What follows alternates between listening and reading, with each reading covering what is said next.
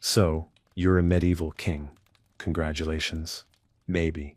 Let's see how long you last. Before we dive in, make sure to hit that like button and subscribe if you're enjoying these slow, sleepy steps through the weirdness of history. And tell me, where are you listening from tonight? And what time is it there? I read every comment. You might be on a train, in bed, or under a blanket somewhere trying not to think about Monday. Either way, I'm glad you're here. Now then, dim your lights.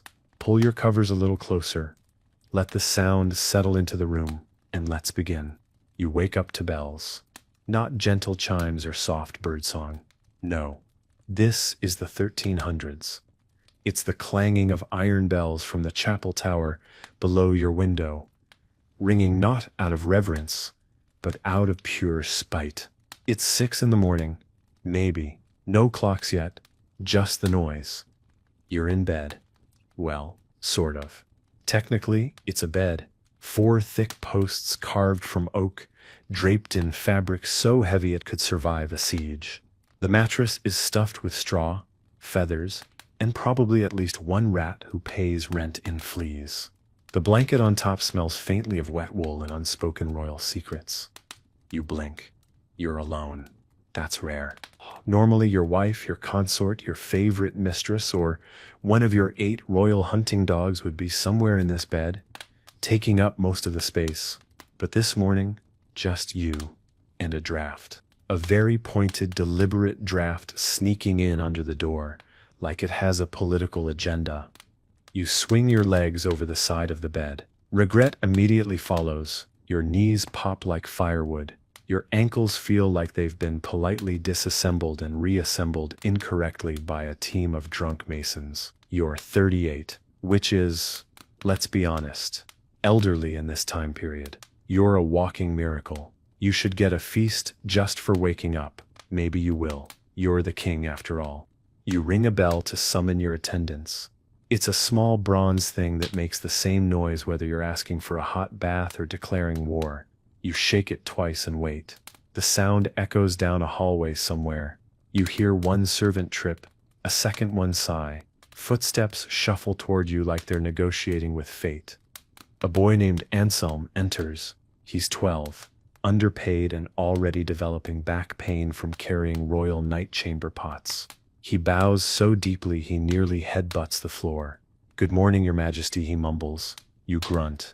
He takes this as permission to approach. He carries your robe, which smells like lavender, wet stone, and wealth. He helps you into it, hands trembling. You're not terrifying, but the crown is. Speaking of which, it waits on your dressing table. Gold. Heavy. Slightly crooked from being dropped that one time during a feast. You remember, you'd had 6 cups of wine and tried to toast yourself. The crown didn't forgive you. You glance at it now and feel the same old weight in your chest. Not from the gold. From what it means. The crown doesn't care that your knees hurt, that your brother-in-law wants your throne, that your people haven't seen a tax reduction in 3 reigns. The crown just waits, silent, judgmental, and always a little dusty. Anselm clears his throat. "Shall I fetch the royal physician to inspect your foot, sire?" You look down. Yes. Your royal foot is swollen. Again. Red. Unforgiving. Probably the venison. Probably everything. But you wave him off. Later. For now, you shuffle toward the window, robe dragging behind you, crown still untouched. You look out at your kingdom. At the mist curling over the hills, the rooftops glistening with frost, the town waking up beneath your rule. You sip from a goblet left out from last night. It's lukewarm wine and regret. And somehow, despite the gout, the loneliness, the cold, and the endless weight of decision, you still feel like a king. It's not even breakfast, and you already feel like you've lived an entire reign. Anselm is still hovering, nervously brushing lint off your robe that may or may not be alive. You don't stop him. He needs to feel useful, and you need someone to absorb your quiet royal dread. You finally give in, and sit down in the dressing chair, the one with the lion carved into the back, and the seat that creaks ominously every time you shift. You suspect it's a metaphor. 2 more attendants arrive, this time with hot water and oils. They bow. One murmurs, "For the face, your majesty." You lift an eyebrow. "What's wrong with my face?" They freeze, eyes wide. "Nothing, sire, just morning dew." You nod slowly. Morning dew is now court language for bags under your eyes and a beard that's been trying to unionize. You endure the ritual. A damp cloth, oil that smells like crushed rosemary and regret, and a blade so dull it might as well be ceremonial. They shave you like you're a relic, delicate with reverence and zero urgency. You have to sit perfectly still while trying not to sneeze, sigh, or twitch. You're the king. But in this moment, you're at the mercy of 3 men with nothing to lose and 1 sharp object. After, the final layer, the crown. You don't put it on yet. You just hold it. It steps heavier today. Then the door opens, and in comes your Lord Chancellor, voice already mid-sentence, scrolls in hand, powdered wig askew, like it survived a minor storm. He doesn't wait for an invitation. He never does. His name is Everard, and he's the most efficient man you've ever met, and the most exhausting. We have 6 petitions from the guilds, 3 border complaints, a goat theft in Alderwick that somehow escalated to accusations of sorcery, and the bishop is waiting to see if you'll approve a new chapel roof made entirely of lead. You haven't even had breakfast. You wave vaguely. "Bring me the goat one first." He blinks. Truly, you nod. You know exactly what you're doing. You want to delay the big stuff. You want to read about the goat. Maybe laugh. Maybe remember what it feels like to be a human with curiosity instead of a king with ulcers. You're led into the royal breakfast chamber. It's technically called the sunroom, though it receives exactly 2 hours of filtered light through a slit in the stone wall. The long table is already set. Pewter plates, bread that could chip teeth, a roast pheasant that has been roasted again for good measure, and your food taster Benedict, already chewing, nodding gravely. "No poison," he says with his mouth full. You don't even flinch. You just take your seat at the end of the table, miles away from anyone else, and pick up your knife. Breakfast as a king is not peaceful. There are heralds reading the names of people waiting for an audience. There's a scribe, scribbling every bite you take for the official royal diet log. Why? You're not sure. There's someone announcing today's weather as though it's news from a battlefield. Fog approaching from the east, possible rain near the barley fields. Wilfred the steward brings a tray of jams, bows, and asks if you'd prefer gooseberry, blackberry, or the royal favorite, onion and plum. You say nothing for a moment. Just stare at him. He wilts. You choose gooseberry. You always do. But he has to ask every single morning. By the end of breakfast, your shoulders are tight, your foot is throbbing, and your mind has already fought 6 imaginary battles and 1 none. But you rise, because the crown is waiting, and kings don't get to rest. They just get better at pretending they did. You step into the great hall like you're about to go to war. Because, in a way, you are, not with swords, not with horses and banners, but with words, with requests, with complaints delivered by people in robes who haven't done a day of physical labor in their lives, but still talk like they've carried the kingdom on their backs. You sit at the high-backed throne at the head of the hall and try not to groan too loudly. The throne itself is terrible, not metaphorically. It is quite literally a wooden torture device with cushions so thin they might be painted on. The armrests dig into your ribs. The back is carved with lions that seem to judge your posture. You shift once, regret it instantly.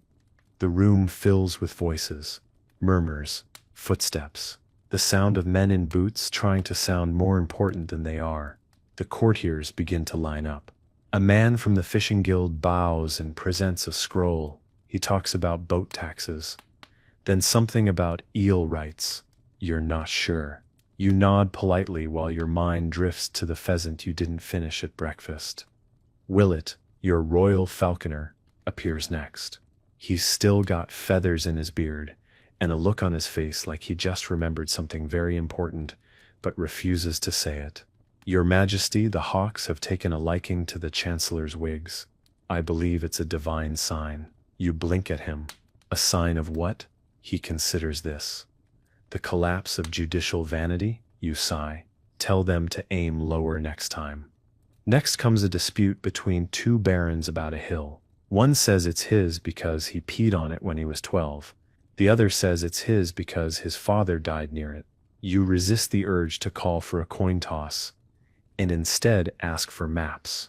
They don't have maps. They have feelings. The debate goes nowhere. You send them to discuss it with your scribe in the hall closet until someone cries. Everard, your chancellor, returns like a wasp in human form. Sire, we still must address the matter of Prince Baldwin's request for additional lands. You inhale through your nose. Baldwin, your cousin, known for hunting inside monasteries and calling every woman he meets wench, even if she's holding a sword. Tell him I'll give him land when he stops setting fire to other people's. The bishop enters next, robes so long they've collected half the castle's dust. He bows with one hand and adjusts his beard with the other. Sire, the chapel roof leaks onto the altar. We propose melting down 3 silver candlesticks to fund repairs. You raise an eyebrow. Which candlesticks? He hesitates. The ones gifted by your late mother. You smile without humor. Then I propose you find a new roof and keep your hands off my mother's candlesticks. You don't get up. You don't shout. You don't storm out. But the room falls quiet anyway. That's the power of the crown. You can wound with a whisper. At midday, you finally rise stiff, sore, drained. You're ushered to a side room for a moment of reprieve. A steward offers wine. You accept without speaking. You sit in a smaller chair, less ornate, more merciful, and drink in slow gulps. The fire crackles nearby. You stare into it. This is your kingdom. This hall, these voices, this noise. And though it exhausts you, though it gnaws at your patience like a bored terrier, you belong to it. Just as it belongs to you. You remain in the solar longer than planned. The fire has softened your joints a little, and the wine, imported, sharp, expensive enough to offend the peasants, is taking the edge off your temper. You swirl it in the goblet like it's going to give you answers. It doesn't. It never does. The room is quiet, except for the fire and the sound of someone sneezing in the hallway and pretending they didn't.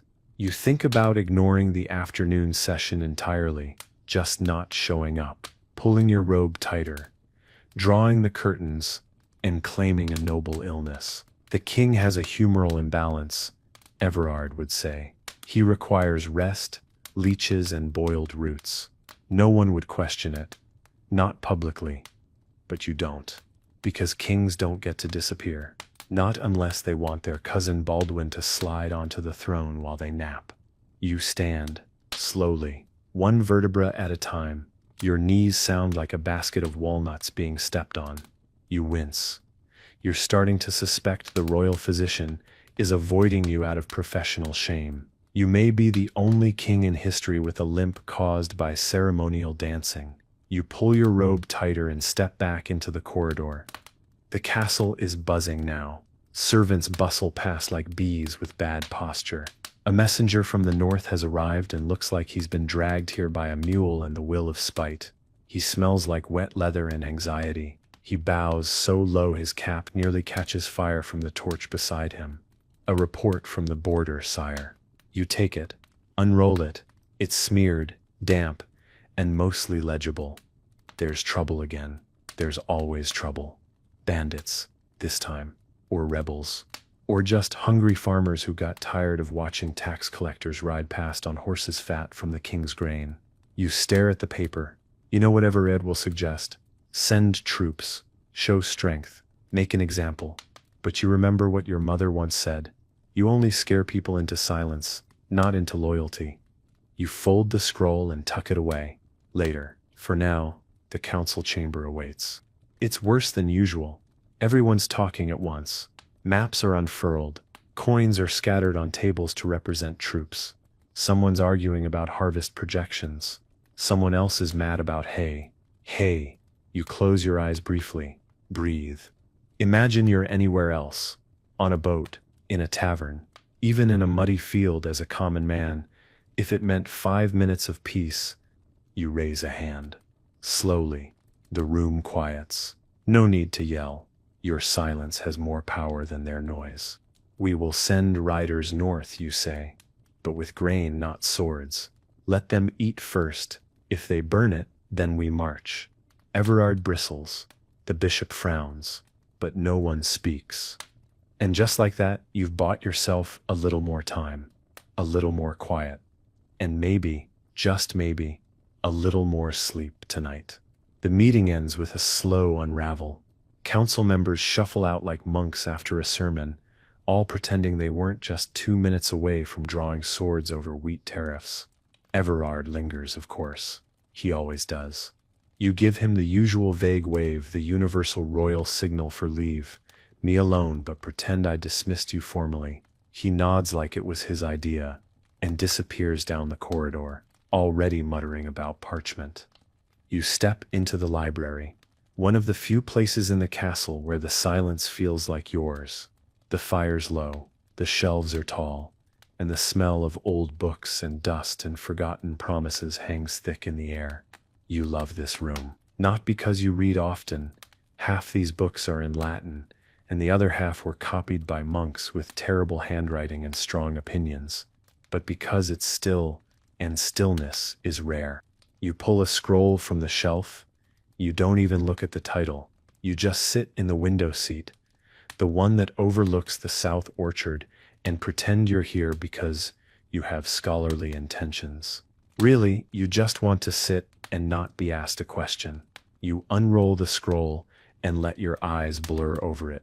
Something about irrigation, possibly poetry, hard to say. Down below you see the orchard keeper chasing a goose with a broom. You watch, expressionless, as the goose wins. Again, you suspect the goose may be possessed. You make a mental note to bring it up with the bishop, right after you approve his roof of silver-plated hubris. Your stomach growls, loudly. And now you realize you never finished breakfast, or lunch, or anything that wasn't politically seasoned. You think about calling for something simple. Bread, cheese, a boiled egg, that doesn't come with a garnish the size of a boat sail. But you already know what would happen. 5 servants. A silver platter. 3 courses. Applause. You stay hungry. That's easier. There's a knock on the frame of the door. It's Tilda, one of your oldest attendants. She's been with the castle longer than some of the stones. She doesn't bow. She doesn't need to. She just gives you a look that says you've been in here too long, and I know it. In her hand, a small plate, bread, cheese, and 1 fig, slightly bruised. She sets it on the table beside you without a word. You glance up. Thank you. She grunts, then walks out. You sit there a while longer, chewing slowly, staring out at the orchard, scroll still open beside you like a prop in a play you no longer care to perform. You are still wearing the crown. You take it off, set it beside the plate, and just breathe. Afternoons as king are strange. You're not expected to do anything specific, just be available, which is, in its own way, worse than being busy. You're a statue with a pulse. A man dressed in velvet who exists to be stared at, interrupted, and occasionally bowed to. Most days you wander the quieter wings of the castle, not because you have business there, but because it's one of the few places where people don't find you. Today you end up in the gallery. It's long, cold, and lined with portraits of your ancestors, most of whom look like they died of either boredom or gout. One of them, your great-grandfather Alaric, is painted holding a scepter with one hand and a squirrel with the other. No one knows why. You've asked. No one answers. You pause before your own unfinished portrait. It's been stuck in progress for 6 months. The painter is afraid to finish the eyes. They change too much, he said once. You're not sure if it was an excuse or a compliment. Maybe both. Right now, it just means your painted face has a very detailed nose and a disturbingly blank stare. You keep walking. The guards nod as you pass. One sneezes and tries to bow at the same time, nearly hitting the stone wall. You nod, pretending not to notice. It's strange how exhausting it can be to be noticed everywhere and still not really seen. You step out into the small courtyard. The sun's low, and it spills gold across the cobbles like someone spilled treasure and didn't bother picking it up. You sit on a bench, one that creaks, because of course it does. Everything in this castle creaks, including your knees. A child runs by, someone's son.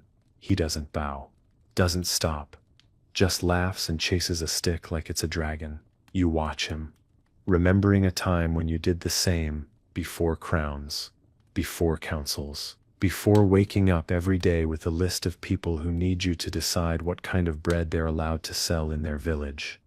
You close your eyes for a moment, just to listen. There sits a bird, in the ivy above the wall. A soft breeze moving through the trees. Distant clang of training swords down in the yard. And for a fleeting moment, no decisions to make. No titles, no duty. Just you. Sitting, breathing, being. The moment doesn't last.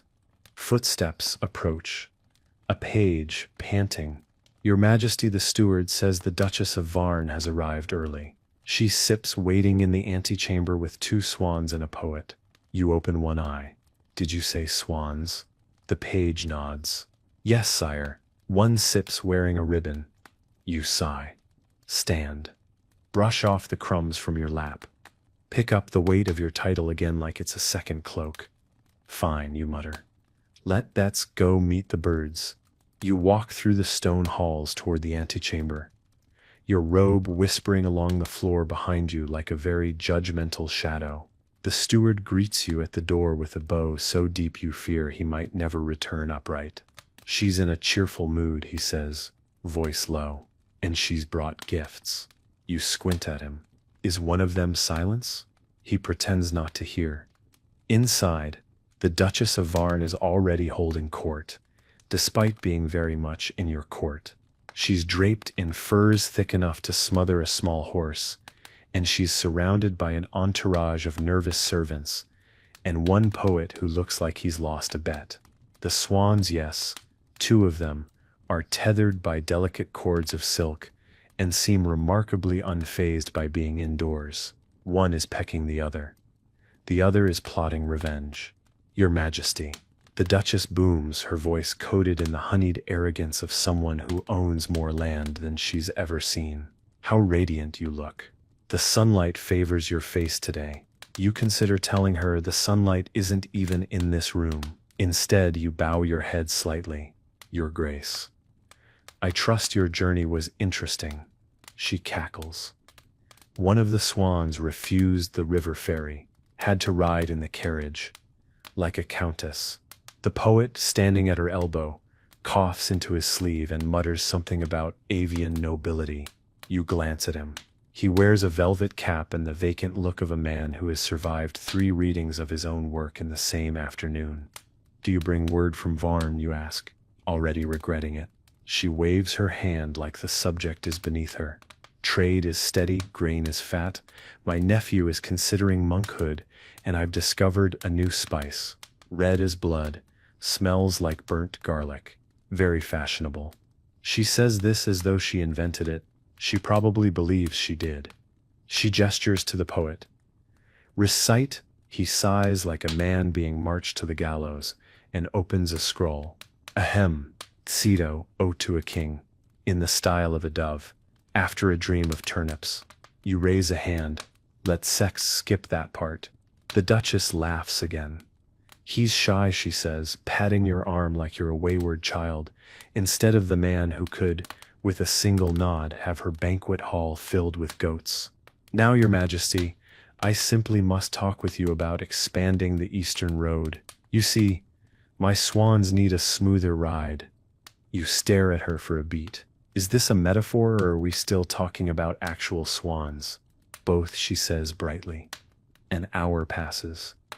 You listen to her make demands, offer gossip, flirt badly, and misquote scripture. You sip wine that you don't remember asking for. You nod at all the right moments and resist the urge to fake a fainting spell just to escape the room. Eventually, she stands. You've been such a gracious host, she says, clearly preparing to talk for another 20 minutes. But you rise, take her hand and bow. Always a pleasure, Duchess. May your return journey be uneventful, for you and your birds. She beams, clearly taking it as a compliment. As she leaves, the poet mouths, "Thank you," at you. You consider adopting him out of pity. And just like that, the room is quiet again. Well, except for the swan that left a message on your rug. You stare at it. Then look up. This is still better than the council meeting. You don't go straight back to the council chamber after the Duchess departs. You need a moment. A long one, maybe a month. You walk slowly down the corridor, past the tapestries that depict your ancestors winning battles you're not sure ever happened. One of them shows a man, possibly your great-uncle, strangling a wolf with one hand and kissing a nun with the other. You stare at it for a while, trying to decide if you're impressed or just deeply concerned. The castle is quieter now. Late afternoon has a way of softening everything. Voices, footsteps, even ambition. The servants are more tired, the guards more relaxed. The stone corridors echo less. Everyone's just waiting for supper. You slip through a side door and take the back way up to the North Tower. It's rarely visited. Too many stairs, not enough gold. Which is exactly why you like it.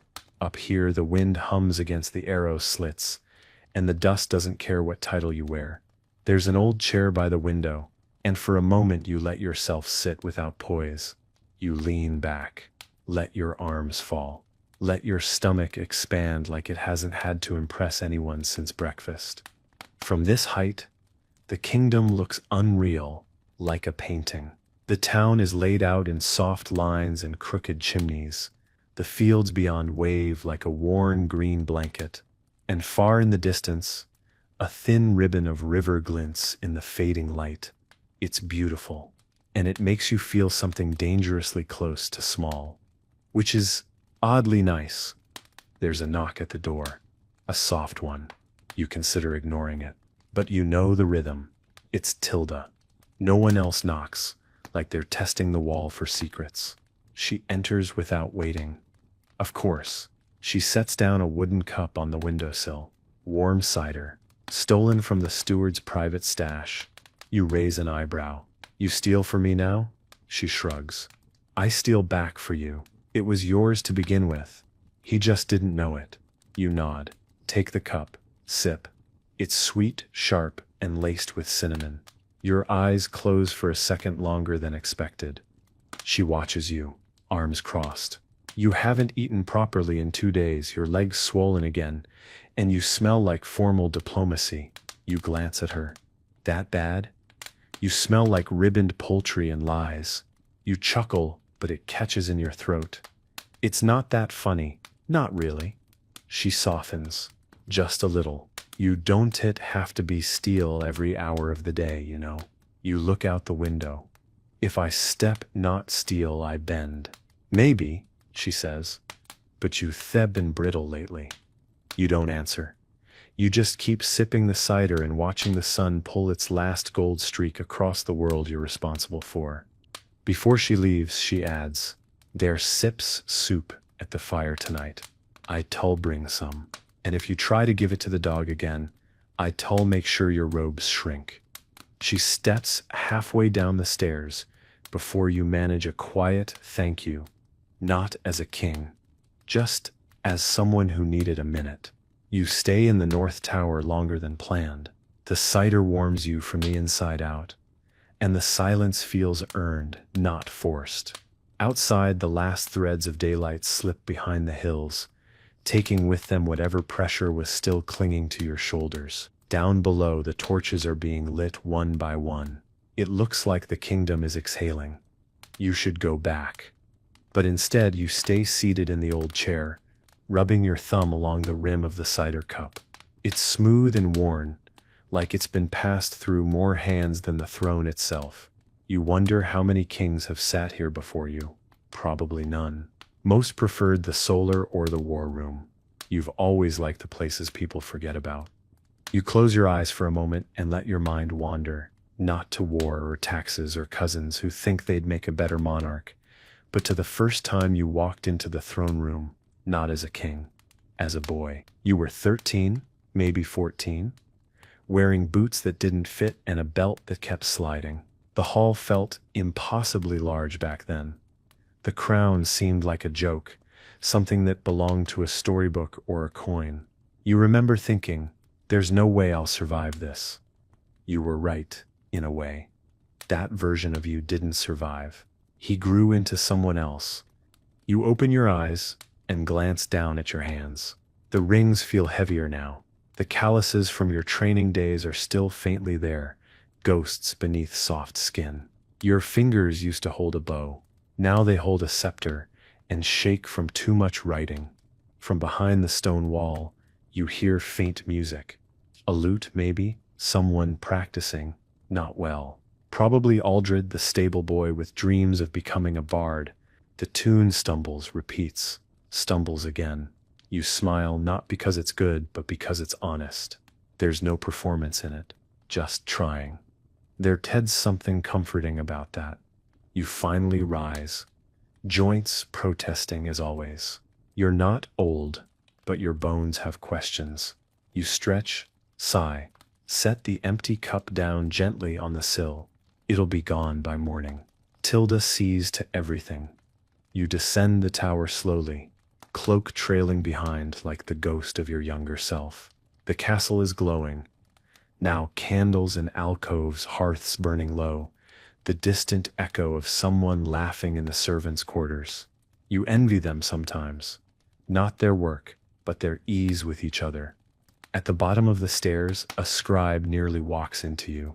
He stammers, bows, drops a scroll, picks it up, bows again. You wave him off gently. Don't sit worry. I was never here. He smiles. A real one, then scurries off. And for the first time today, you feel less like a king, and more like a person wearing a crown that finally fits. The castle changes at night. It exhales. The stones seem warmer, the torches lower, the footsteps softer. You make your way through the halls not like a monarch surveying his domain, but like someone slipping back into something familiar. You don't need a procession. You don't want one. The guards nod but don't follow. Tilda must have told them. It's that kind of night. You pass the chapel, quiet now except for a single flickering candle and the faint scent of old incense and even older confessions. Someone's inside, whispering a prayer that probably has nothing to do with you, and for once, that's a relief. You enter the lower hearth hall, a tucked-away chamber near the kitchens, where the air smells like ash, onions, and the past. It's where you go when you want to eat without being watched. No trumpets, no feast, no taster waiting to die heroically. Just a bowl, a spoon, and enough space to sit without needing to sit up straight. Tilda's already there. Of course. She gestures to the seat closest to the fire and hands you a bowl before you even say anything. It's hot, thick, and full of things you can actually name. You eat in grateful silence, letting the warmth of the broth chase the chill from your spine. Still wearing the crown, she says eventually. You reach up, startled, and then laugh. It's become such a part of you that you forget it's there. You pull it off and set it on the bench beside you. It looks oddly small now, like something a child might pretend with. Tilda pours something dark and strong into a second cup and hands it to you. Careful, she warns. It bites on the way down. You sip. It does. But it also numbs your gums in a comforting way. You raise the cup in her direction. You could rule, you know. She snorts. I already do. You're just the figurehead. You nod. You're not entirely sure she's joking. Willett appears not long after. somehow managing to track soup by scent alone. Ah, royal leftovers, he says, settling in beside the fire and stretching like a cat that survived too much weather. Tilda, you absolute goddess of broth. Your soup makes me believe in a future I have no evidence for. He's followed by Godric, who doesn't speak. He just sits, pours his own drink, clinks his cup against yours, once, a toast without words. You sit together, king, servant, falconer, soldier, in a room that never asks questions. The fire crackles, the bowl's empty, the night deepens. And for a little while, no one talks about kingdoms or decisions or what waits beyond the castle walls. You are just people, breathing, eating, warming your bones beside the fire. And in that quiet, with the crown resting beside you instead of on your head, you feel something rare. Rested. The fire has burned down to thick, glowing coals by the time the others drift off, one by one, like candles snuffed without ceremony. Willett goes first, claiming something about a dream he left unfinished last night. He bows dramatically, nearly trips over the bench, and shuffles off muttering about golden geese and warm ale. Tilda yawns and stands with a grunt, pausing only to take your empty bowl and scowl at how little you ate. Next time I'll pour it down your throat myself. You smile barely. Wouldn't be the first time. She raises an eyebrow. Won't be the last. Then she's gone. Godric remains for a while longer, the way old stones remain after everything else has moved. He doesn't speak, just stares into the coals like they owe him an answer. When he leaves, it's with a quiet nod. No words, just shared understanding. The kind you only get after years of standing in the same storms. Now it sets just you, and the fire, and the crown, still sitting beside you, glinting faintly in the ember light. You pick it up, slowly, turn it over in your hands. It's heavier than it looks, even without the symbolism. Cold gold, set with stones that you're not sure you could name anymore. Once, you stared at this thing like it held all the power in the world. Now, it feels more like a responsibility that never puts itself down. You think about the decisions you made today, the ones you delayed, the ones you dodged. You think about the Duchess and her swans, about the young boy chasing the stick in the courtyard, about the border scroll you still haven't answered, about the woman you nearly married years ago, who didn't want a throne, just a garden. Your life is a chessboard, and most days you're pretending to know which piece does what. You set the crown down again, gently, not out of disrespect, but because you know you'll need it tomorrow, and tomorrow will come. You rise slowly, the bench creaking in protest. Your joints ache. You rub your temple. You tell yourself you'll sleep. But kings rarely sleep. Not really. They rest in pieces, in borrowed hours. You leave the hearth room through the side door, the one the guards forget exists. The corridor is dark, torchlight flickering like it's trying to whisper secrets to the walls. Your footsteps echo, softer now, slower. No one's watching. You don't need to perform. You reach your chambers. The door is slightly ajar. You pause. Listen. Nothing. Just the low hum of castle silence. You step inside. The bed is large, empty, already turned down by hands you didn't see. You sit on the edge.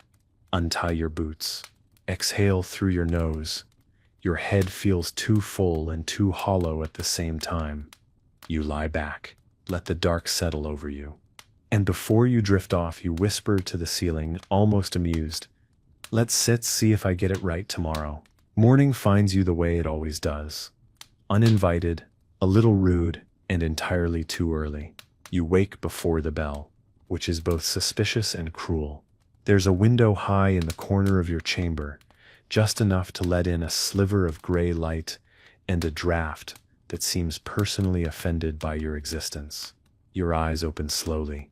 You stare at the ceiling beams, waiting to remember who you are today. For one glorious second, you almost forget you're king. Then your foot cramps, your back protests, and your bladder reminds you that royalty has nothing on biology. You sit up with the grace of a sack of barley. The mattress groans. It's been restuffed twice this year, and still manages to feel like sleeping on guilt and horsehair. You swing your legs over the side, and immediately step on something cold. A scroll, of course. Why wouldn't your nightstand be leaking royal paperwork? You rub your eyes. Something in the corner of your mind is already whispering about unfinished council matters, unresolved land disputes, and that envoy from the Eastern Isles who smells like pickled fish and wants an audience again. You inhale, exhale, swing your shoulders once, twice. The joints pop like kindling. There's a knock at the door. Not loud, not soft, just insistent. It's Anselm. You don't even need to ask. Enter, you mumble, still blinking the world into focus. The boy shuffles in with a tray. Porridge, bread, buttered bread, a single boiled egg, one piece of fruit that looks optimistic about its own freshness. Breakfast, sire, he says, eyes on the floor. He always looks like he expects to be yelled at. You don't yell, you just nod. He sets the tray down carefully like it might explode. He hesitates. Then, the steward says the bishop is waiting. Of course he is. You take the bread, chew slowly and mutter around it. Let him wait. Anselm hesitates again. He wants to say something. You glance up. Out with it. He fidgets. Did you sleep well, Your Majesty? You blink. It's such a normal question it nearly catches you off guard. You nod. Slowly. Well enough. He nods too. Like that answer matters to him. Maybe it does. He turns to go. Stops again. One of the kitchen boys says there's a cat nesting in the chapel roof. You raise an eyebrow. Is it pregnant or pious? Unclear, he replies seriously. Then he's gone. You finish the bread. Leave the egg. You've never liked eggs in the morning? You rise, stretch, and shuffle toward the robe waiting by the fire. You drape it over your shoulders.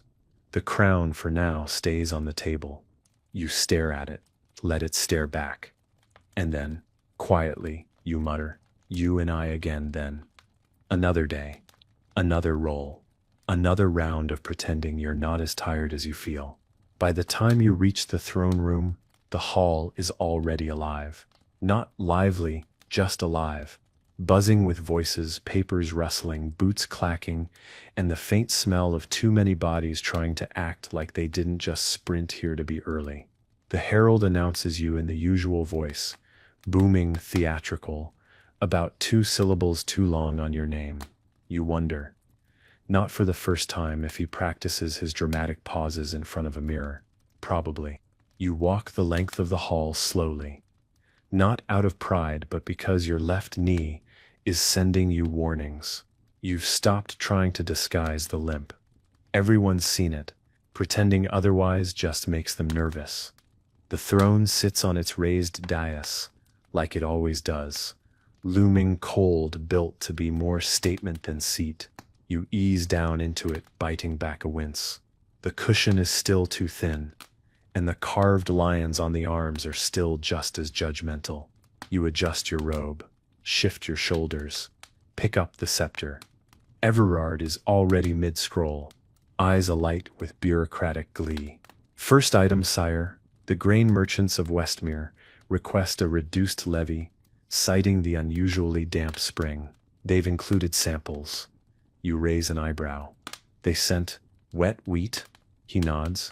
In a pouch. Slightly moldy. You wave him on. Tell them I admire their commitment to theatrics. But no. Next. A visiting knight from the south. Sir Elric something, broad-shouldered. Hair like a sunset. The kind of man bards write about because he makes for easy metaphors. He bows, flourishes, and offers you a sword you don't need. For your glory, sire. You resist the urge to say you already have a drawer full of glory swords, and most of them are decorative. Instead, you nod. Put it with the others. He offers a tale of slaying a boar the size of a wagon. The court gasps in all the right places. You sip water and pretend not to yawn behind your goblet. The bishop frowns at the mention of blood. You suspect he thinks meat should be blessed before it's hunted, which raises interesting logistical concerns. Next, an old woman from the far western hamlets. No title, no entourage, just a basket of something wrapped in cloth. She curtsies low, lower than she needs to, and presents you with a pie. You blink. "Is this for me?" "For your table, sire," she says, "and your patience. You've not raised taxes in our village in 3 winters. We noticed." You pause. You weren't aware. Not directly. That was someone else's chart. But you nod and take the pie. It smells like cinnamon and something deeply humble. After she leaves, Everard leans in. "Should I test it for poison?" You glance at him, touch the pie, and I still have you taste every ink bottle in your office. The day drags. There are disputes about grazing rights. One man insists his neighbor's goats are haunted. Someone else presents a poem about tax reform, which is the cruelest thing you've ever had to pretend to enjoy. By the end of it, your throat is dry, your neck aches, and your face has frozen into that half smile you wear when people are watching. You rise. The court bows. You walk slowly back through the hall. And as you exit, tucked beneath your arm, the warm weight of that pie. You don't go straight to your quarters. Not yet. The court disperses behind you like a wave finally hitting the shore, pages scattering with scrolls, guards shifting back to their posts, and nobles peeling off into alcoves to whisper and pretend they're not whispering. Everard follows for a few paces until you slow just slightly. That's enough. He takes the hint and peels off toward his records chamber, no doubt, to alphabetize accusations or file a report on your facial expressions. The pie is still warm. You hold it in both hands, walking slowly down the lesser-used corridor that leads to the old map room.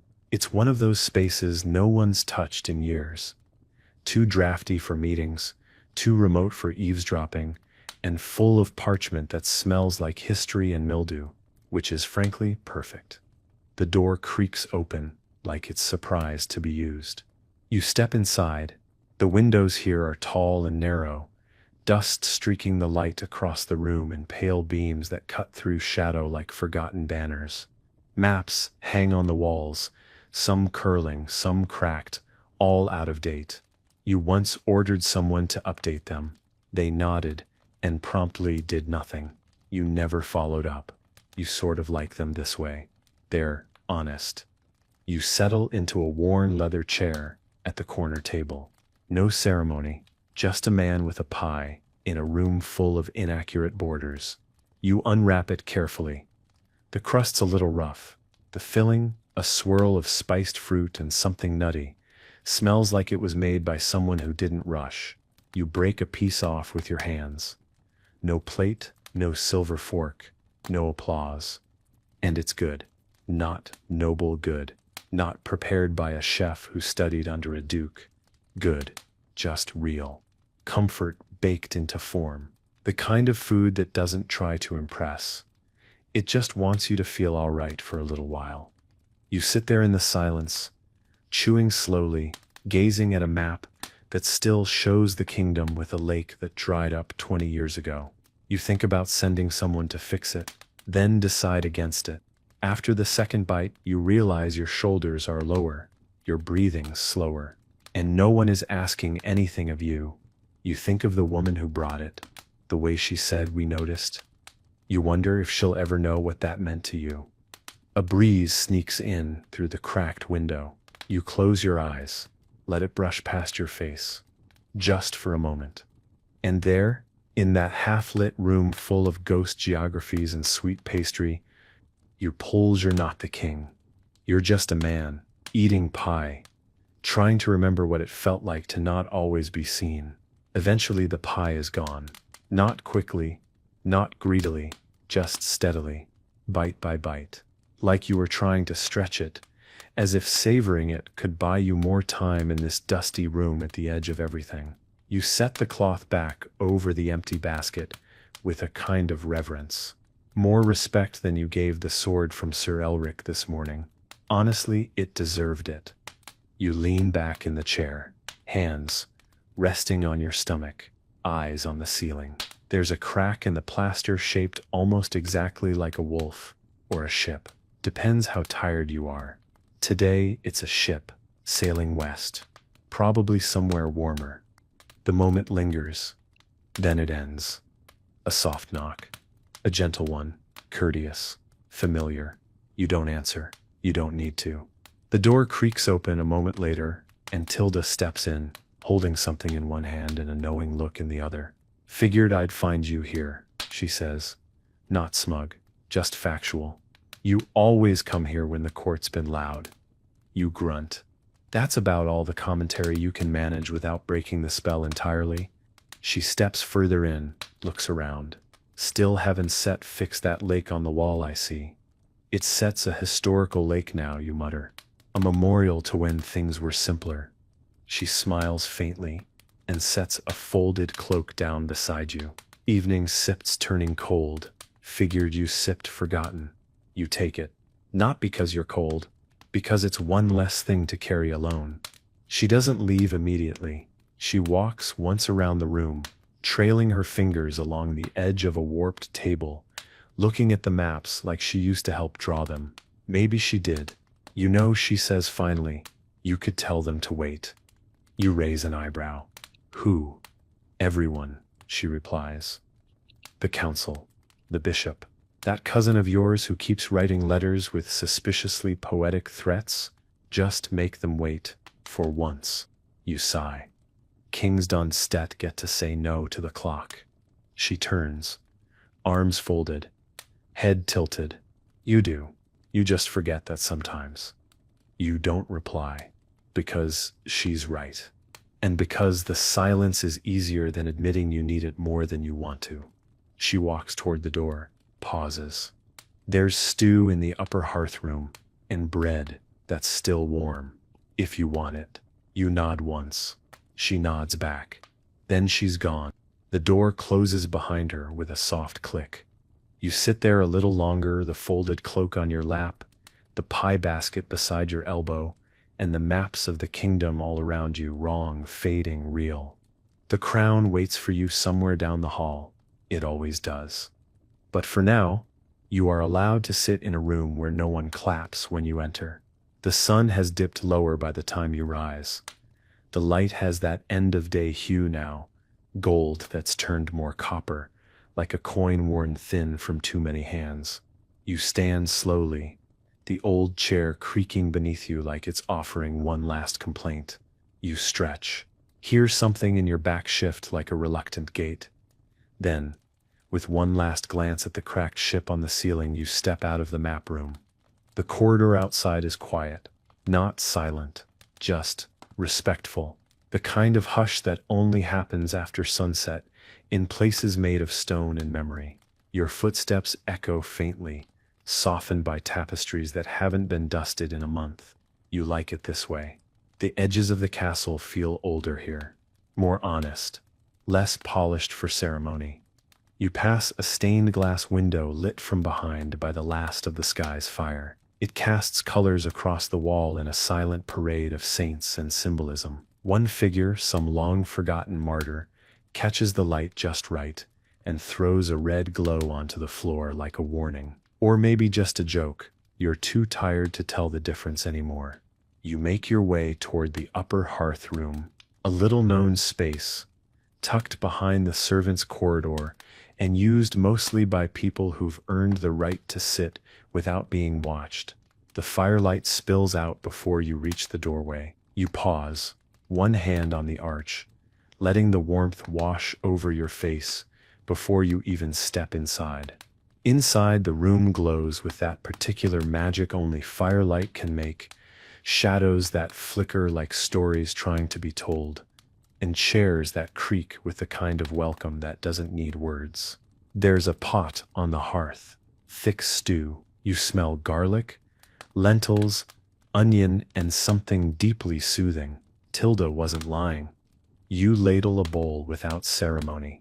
There's no audience here, Just two guards sitting quietly at the far end of the room, boots off, sipping from pewter mugs.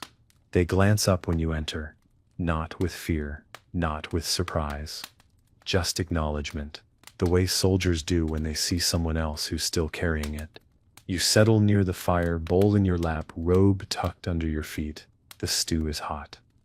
You let the first spoonful burn your tongue just a little. It's grounding. For several minutes, there's no sound but the crackle of the hearth and the quiet clink of your spoon. No demands, no declarations, no decisions, just heat, just food, just the subtle weight of being alive and not being alone. And when the stew is gone, and your hands are warm again, and your breath feels like it belongs in your own chest, you lean back, stare into the flames, and finally let your shoulders fall. You don't leave the hearth room right away. There's something about this fire tonight, specifically, that feels heavier, not with dread, but with meaning. It crackles and shifts like it knows things, like it remembers the first time you sat in front of it as a young, nervous heir trying not to spill stew down the front of your tunic. You'd had no appetite then, too much weight pressing on your ribs. Now you eat slowly, like the warmth might save you.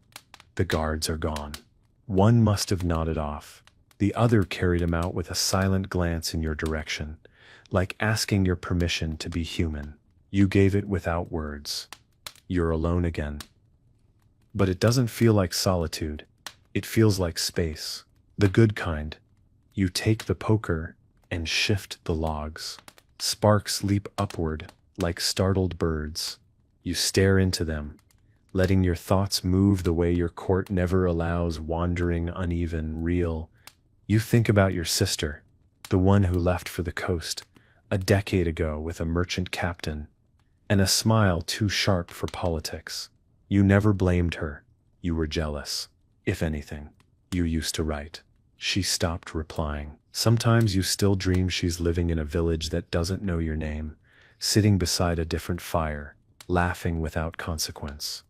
You think about your first sword, not the ceremonial one, the real one, iron dull at the tip, chipped from years of being dropped. It's probably in a storeroom now, buried under silver platters and old war banners. You remember holding it like it meant everything. Now you hold paper and people. You think about the girl in the garden, the one who taught you how to climb the West Tower without being seen. You fell once. She laughed so hard she nearly dropped the apple she was supposed to be stealing. She married someone else. You crowned someone else.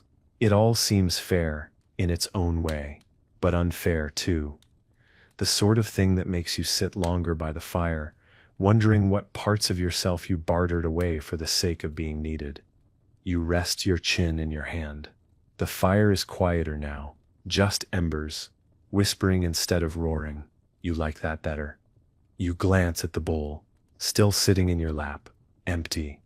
And for a brief, strange moment, you feel grateful. Not for the power, not for the crown, but for this, a warm bowl, a quiet fire, and the freedom, even briefly, to think like a person again. The fire has fallen low, just glowing coals now, deep orange, pulsing, like the breath of something ancient. You don't move yet. It's the kind of warmth that wraps itself around your bones, not just your skin, the kind that makes even sorrow feel softer at the edges. You lean forward, elbows on knees, fingers laced loosely. The empty bowl sits on the bench beside you. There's a smudge on your thumb, maybe ash, maybe ink. You stare at it like it might offer you an answer. It doesn't. Behind you, somewhere down the corridor, a bell rings faintly, not urgent, just timekeeping. The 9th hour after sundown, which means someone, somewhere, is lighting the chapel's final candle. A monk is praying for peace. You'll never feel. A scribe is cataloging decisions you haven't made yet. And someone in the servants' wing is probably sewing a tear in a curtain you didn't know had torn. It's strange, the machinery of it all. How the kingdom moves beneath you like gears you never stop hearing. Even now, even here, your eyes wander to the crown. It's not with you, not physically. You left it in your chambers, resting on a velvet cushion like some glorified bedtime story. But it's still there, in your thoughts, always, pressing. You wonder what people would say if they saw you like this, robe loosened, hair unkempt, shoulders hunched like a man half his age and twice his weight. Not kingly, not polished, just tired, the kind of tired that doesn't fix itself with sleep. And you wonder how many kings before you sat in this exact posture, how many of them gripped the same silence, hoping it would teach them how to be more than ceremonial. You shift in your seat. Something clicks in your back again, a reminder that the body doesn't care about status. It just keeps score. There's a sound in the corridor. Footsteps. Light. Familiar, you know it's Tilda before she even rounds the corner. She appears in the doorway, holding a folded blanket and a face that doesn't ask questions anymore. She doesn't speak, just walks in, lays the blanket over the bench beside you, and sets a small candle on the table. "Stay here if you want," she says gently. "I told them you were praying." You raise an eyebrow. They believed that? They wanted to. She shrugs. "Let them." You nod. She starts to turn away, then pauses. The kitchen boys are baking honey bread before dawn. If you come down early enough, they'll pretend not to see you. You smile, faintly. That might be the most sacred offer you've had all week. Then she's gone again, like fog clearing before it's noticed. You look at the candle. You look at the fire. And for a few more minutes, you decide to believe her. That you fear not being watched. That you stir just here. Just you. Just now. The candle burns low. You haven't touched it. You don't need to. The glow is enough. Steady, warm, and just bright enough to make the shadows feel like company instead of threat. You sit back again, slower this time, the blanket Tilda brought draped over your legs like a reminder that someone, somewhere, still sees the man and not just the monarch. The hearth has gone almost completely quiet. No popping logs now, just a bed of coals, smoldering like thoughts you've pushed down all day. You stare into it, watching as one ember pulses brighter than the others, then fades. A moment of fire, gone without ceremony. You wonder how many decisions you made today that no one will remember. How many times you nodded, signed, agreed, just to keep things moving, just to keep the machinery turning. It's strange, isn't it? How many choices feel enormous in the moment, only to be swallowed whole by the next sunrise. You lift your hand slowly, flex your fingers. You used to carry swords with these. Now they carry ink, paper, people. You take a long, steady breath, the kind you used to take before duels, or speeches, or seeing your father. It settles deep in your lungs like warm smoke. You wonder what he think of you now. Your father, that is, the last king. His portrait still hangs in the war chamber, forever scowling like someone just spilled soup on his treaty. He was louder than you, sharper. Believed in strong walls and stronger punishments. People feared him, and they obeyed. But no one brought him pies. You lean your head back against the wall, let your gaze drift to the ceiling. There's no wolf shape here, no cracked plaster, just old beams, darkened by age, stretching above you like ribs, like the inside of a creature too large to name. You speak, softly. Not to anyone in particular, just to the room. I don't know if I'm doing this right. The room doesn't answer. Of course not. But something shifts, not in the air, but in you. Like admitting it, out loud, let a sliver of weight roll off your chest. You stare at the candle. It flickers once, as if to nod. You smile, just a little. Then you reach down, pull the blanket higher, and let your eyes close. Not all the way. Just enough to let the world go quiet. Just for a bit longer. Because the moment you stand, the kingdom will ask for you again. But for now, you've asked for nothing. and been given peace. You don't remember falling asleep. You just know the fire had faded and the candle burned low, and then you woke up in the dark. Not the kind of dark that frightens children, the kind of dark that feels like velvet. Soft, complete, honest. The blanket is still around your legs. Your neck aches, your back's angry, and your right hand is asleep from resting too long beneath your weight. But none of that matters, because for once, you slept. Not half alert, not with one eye open for whispers and footsteps and changes in the wind. You slept like a man, not a king. You sit up slowly. The air is cooler now. The embers in the hearth are dull, but still breathing. You stand, groaning softly, and stretch until something in your back decides to surrender. There's no one to see you wince. No one to laugh or worry or offer you a tincture that tastes like boiled dirt and regrets. You glance at the table. The candle's gone out. Wax pooled around its base like a collapsed crown. Fitting. You pick up the blanket and fold it roughly. Not well. Just enough to feel like you respected the gesture. You leave it on the bench where you found it. It'll be gone in the morning. Tilda will see to it. She always does. The hall outside the hearth room is nearly silent. One guard posted at the end, half asleep, half ashamed. You walk past him without comment. He straightens, nods, doesn't meet your eye. You don't expect him to. You look tired. You are tired. And there's a strange power in letting people see it now and then.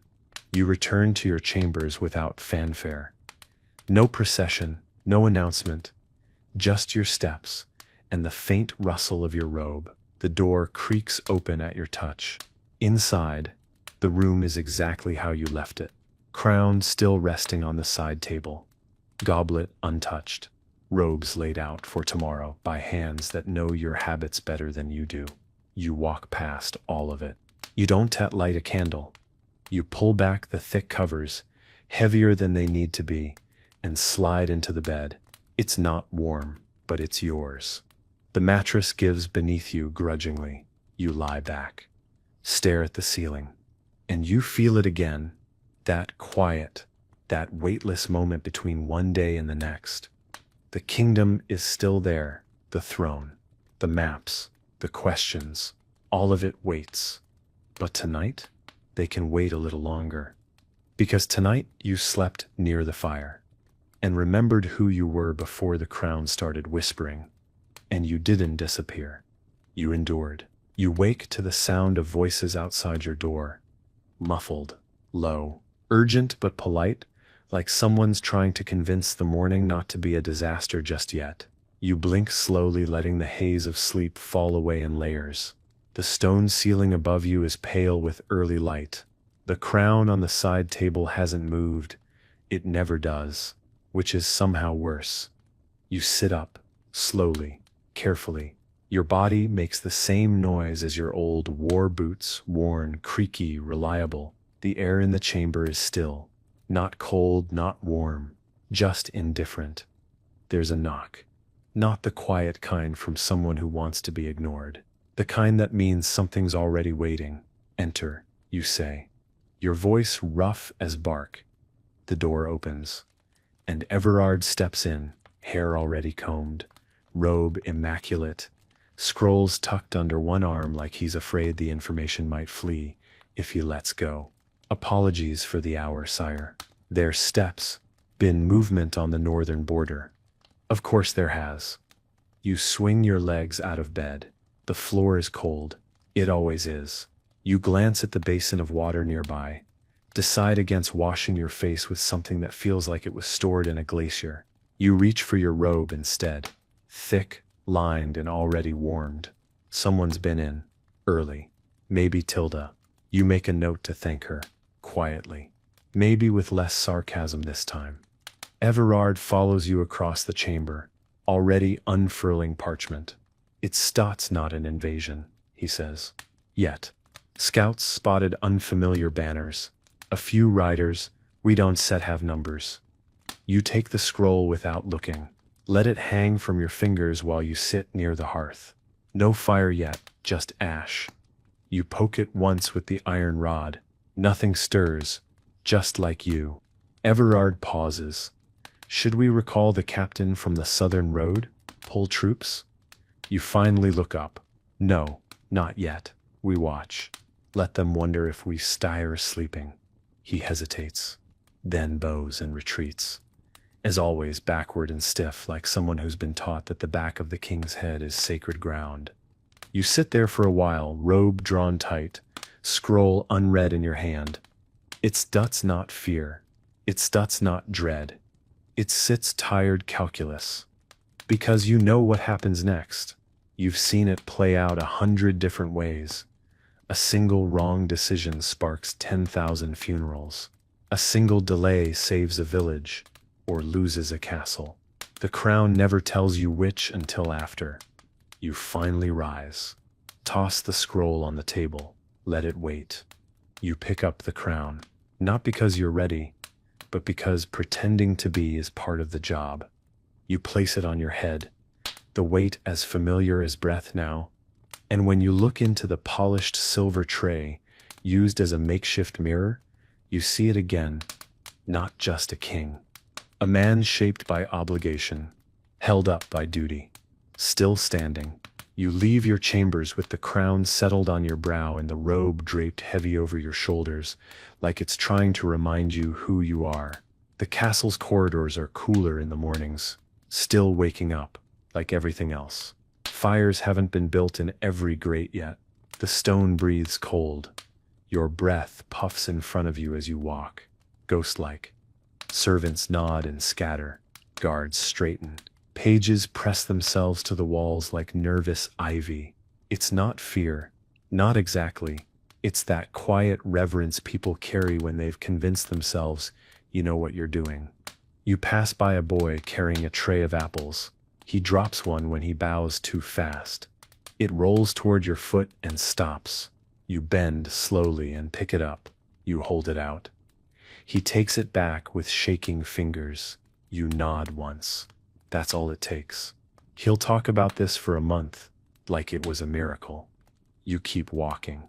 Down past the tapestry of the Battle of Dunfield, where your great-grandfather is painted beheading 2 men at once, even though the records show he mostly negotiated and got dysentery. The colors are faded, but the story stays bright.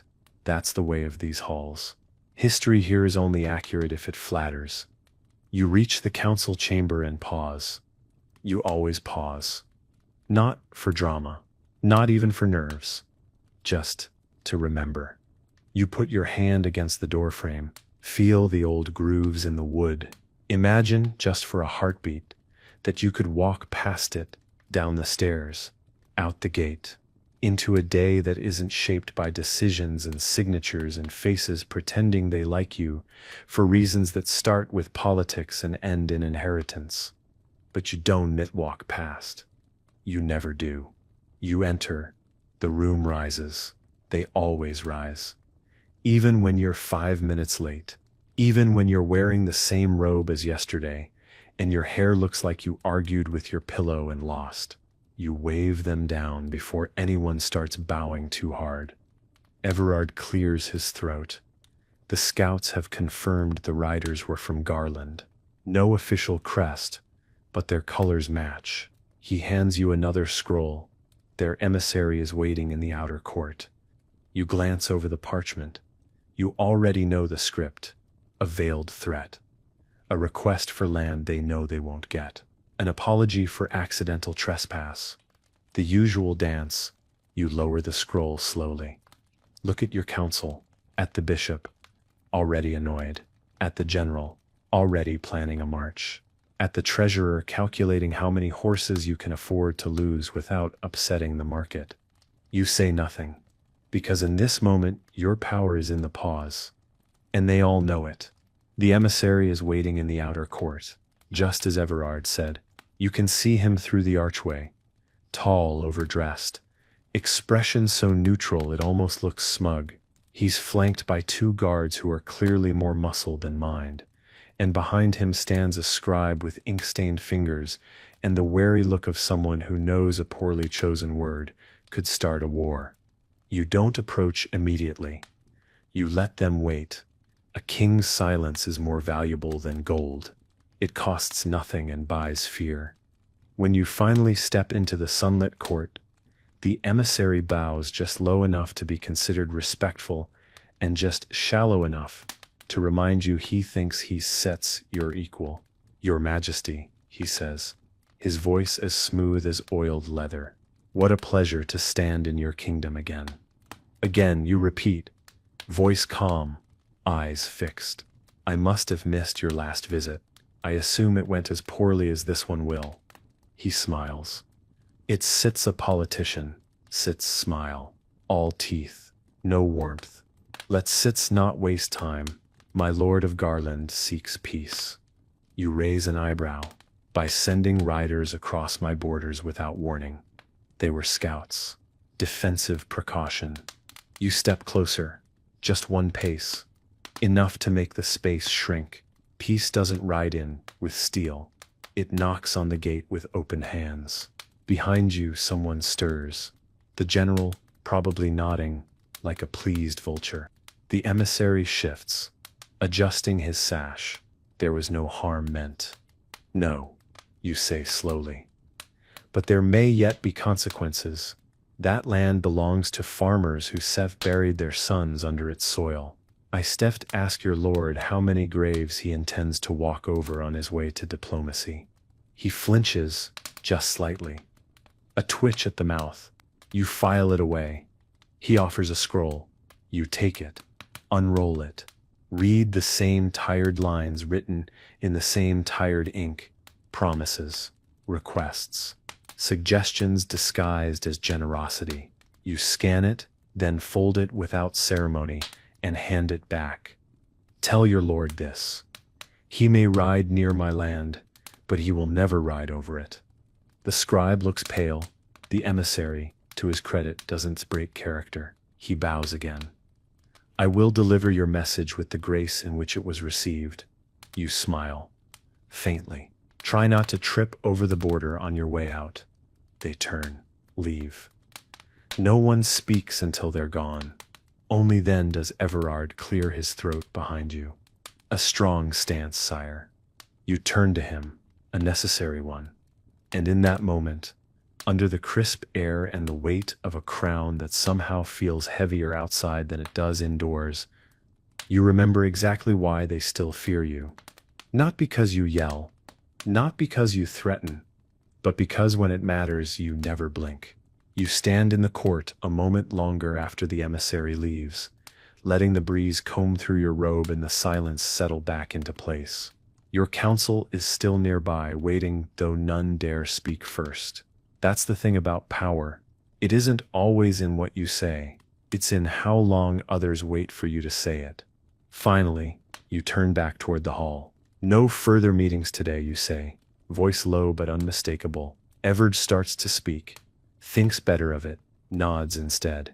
He's learning. You walk back into the castle, slow and deliberate, every footstep echoing a little louder than it needs to. There's something about the sound of your own gait on these stones that reminds you you never walk for yourself. Not anymore. Every step is measured, watched, remembered. By the time you reach the solar, the adrenaline has ebbed. Your mouth is dry, your shoulders are tight, and the tension in your chest has turned into a quiet, familiar throb. You shut the door behind you and lean against it. It's not the conversation that drained you. It's the pretending, the performance. Being the steel everyone expects, the unblinking crown, the quiet wrath. You did it well, you always do. But every time you do, it costs you something. Small things, quiet things. Bits of softness you've started to forget the shape of. There's a goblet of wine on the table. Someone must have brought it up while you were out there playing king. You sit, drink. It's red, sharp. It's red, sharp.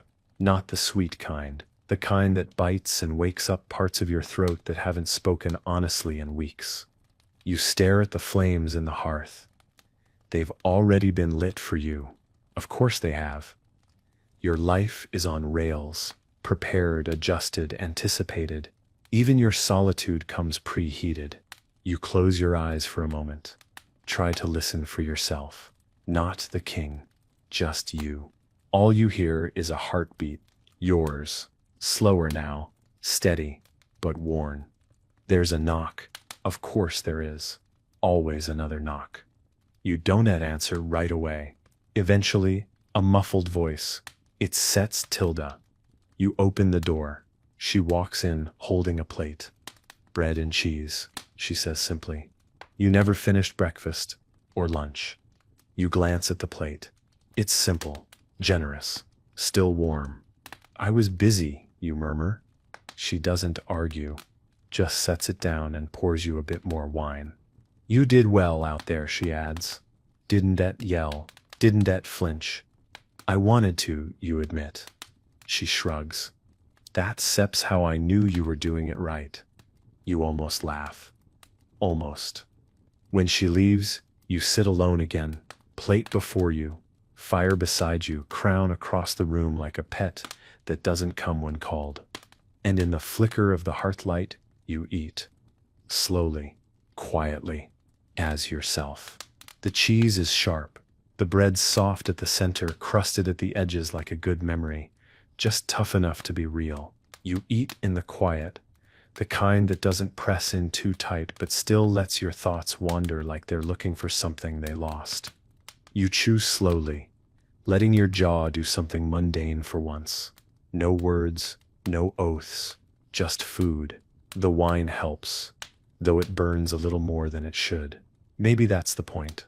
The fire flickers nearby, casting its gold against the stone walls like it's trying to paint warmth into the room. It's doing a fair job. You catch yourself staring into it again, and suddenly you're somewhere else entirely.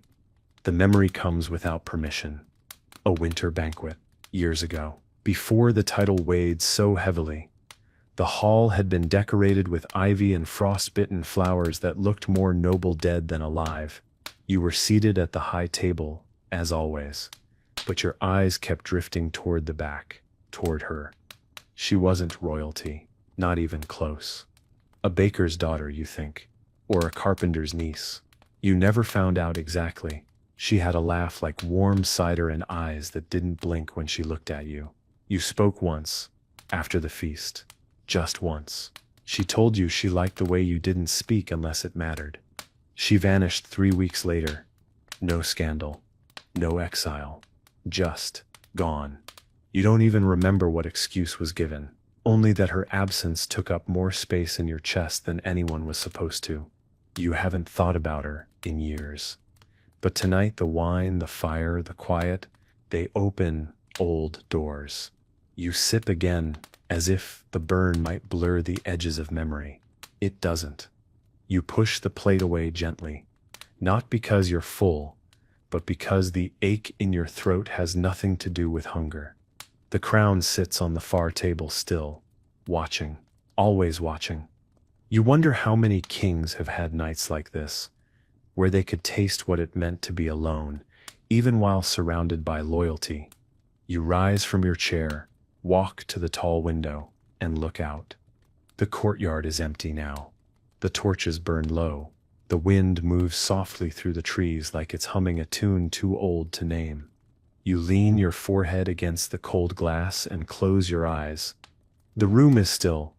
The kingdom sleeps.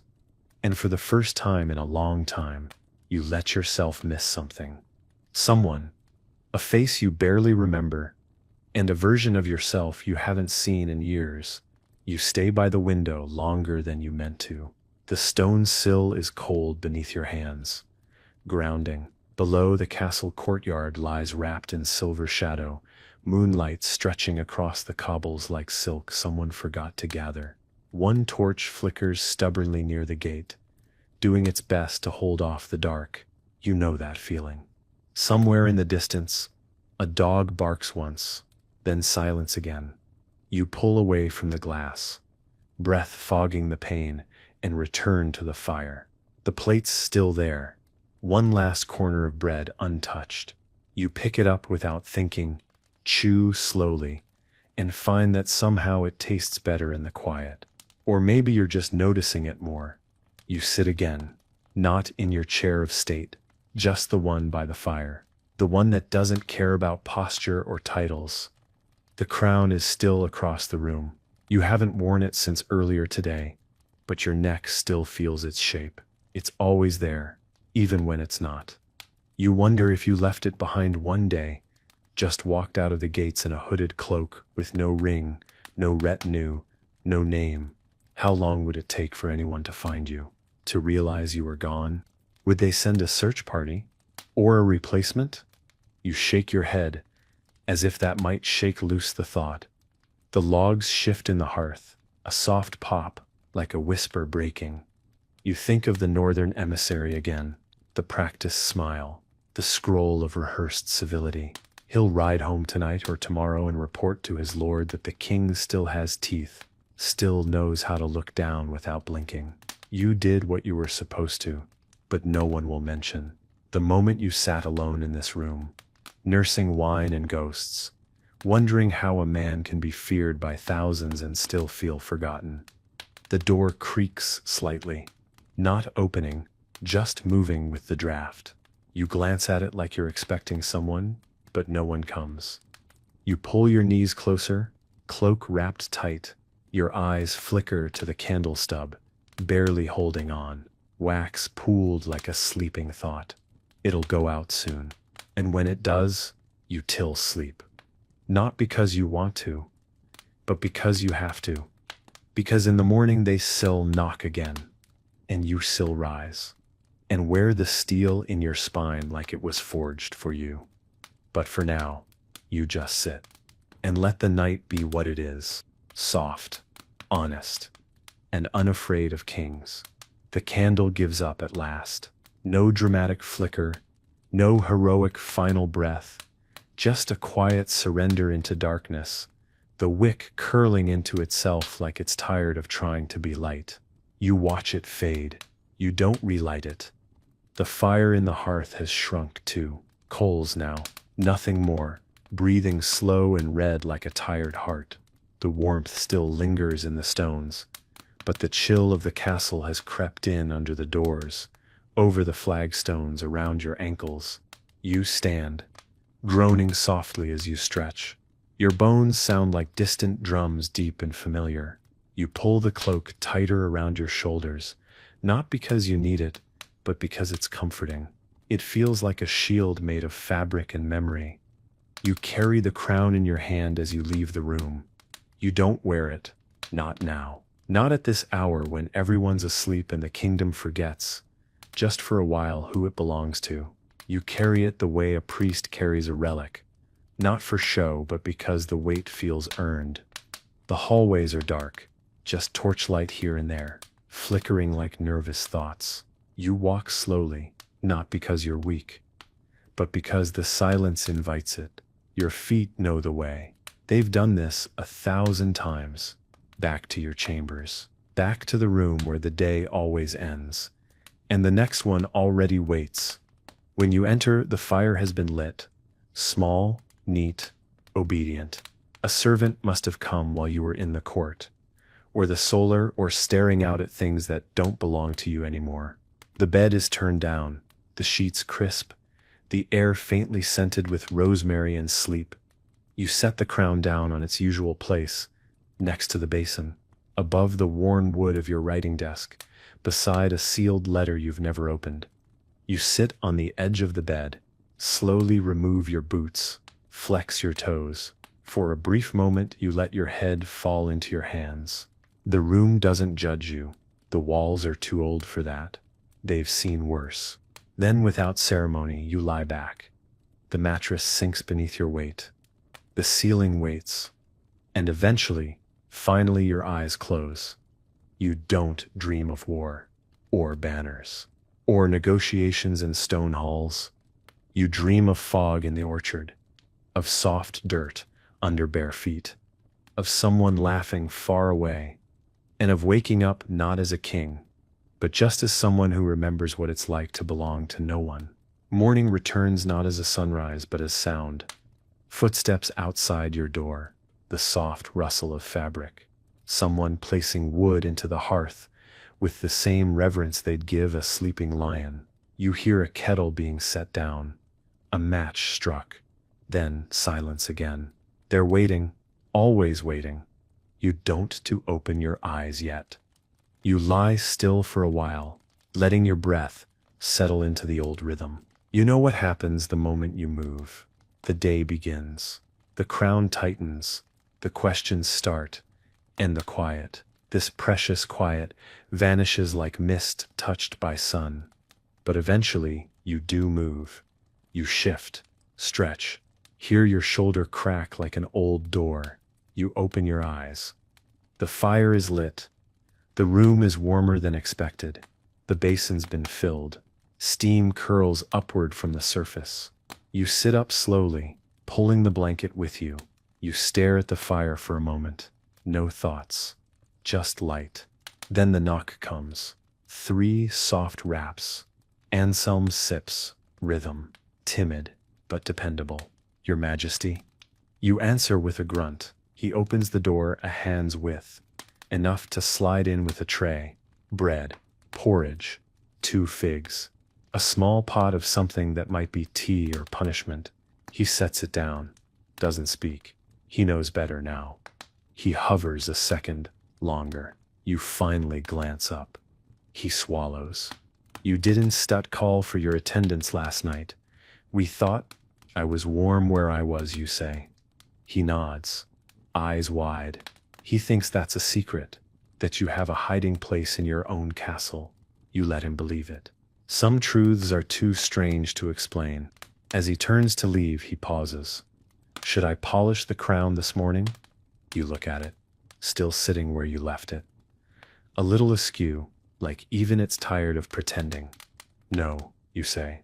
Let it rest today. He blinks. Yes, Your Majesty. The door clicks shut behind him. You pour the tea. It is, unfortunately, punishment. You take a bite of the bread.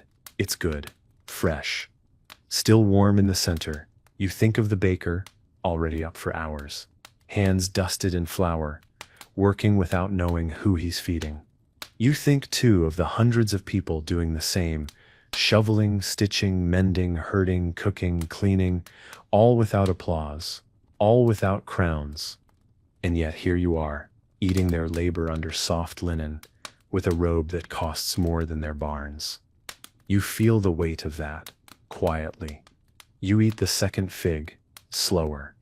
And you decide, just for today, to walk through the lower halls. To be seen where you stir rarely expected. Because sometimes a king should not look down from the tower, but walk through the kitchen and thank the hands that keep him standing. You don't announce your visit. You don't wear the robe with the silver trim. You don't bring guards. You don't even tell Everard. If you had, he'd have followed you with a ledger and 3 scrolls for you to sign while you were mid-bite of an apple. No. Today you walk alone, and softly. The lower halls hum with life. Not ceremony, not performance. Just honest work. You pass a linen room where 2 women are folding sheets the size of sails. They don't see you at first. When they do, they both freeze. One drops a corner of cloth. You hold up a hand, slow, easy, carry on. They glance at each other, unsure if you mean it. You keep walking. The kitchen corridor smells of yeast and onions and life. You follow it like someone tracing an old trail in the woods. You remember these halls, years ago, before the throne, when you were still a prince and not yet a promise. You duck beneath a low beam, brush past a curtain, and step into the heat and noise of the main kitchen. Chaos, in its purest form. Pots clanging, water boiling, bread being slapped into shape. A young girl rushing past with an entire wheel of cheese like it's a sacred artifact. You step aside just in time. She doesn't even look up. And then someone does. The head cook, a barrel-chested man named Garrick, spots you from across the room. He goes stiff. Mouth opens, probably to shout something like "clear the hearth." The king's here. You shake your head once. Firm, quiet. He closes his mouth. You walk past the fire pit, where a stew is bubbling hard enough to solve national issues.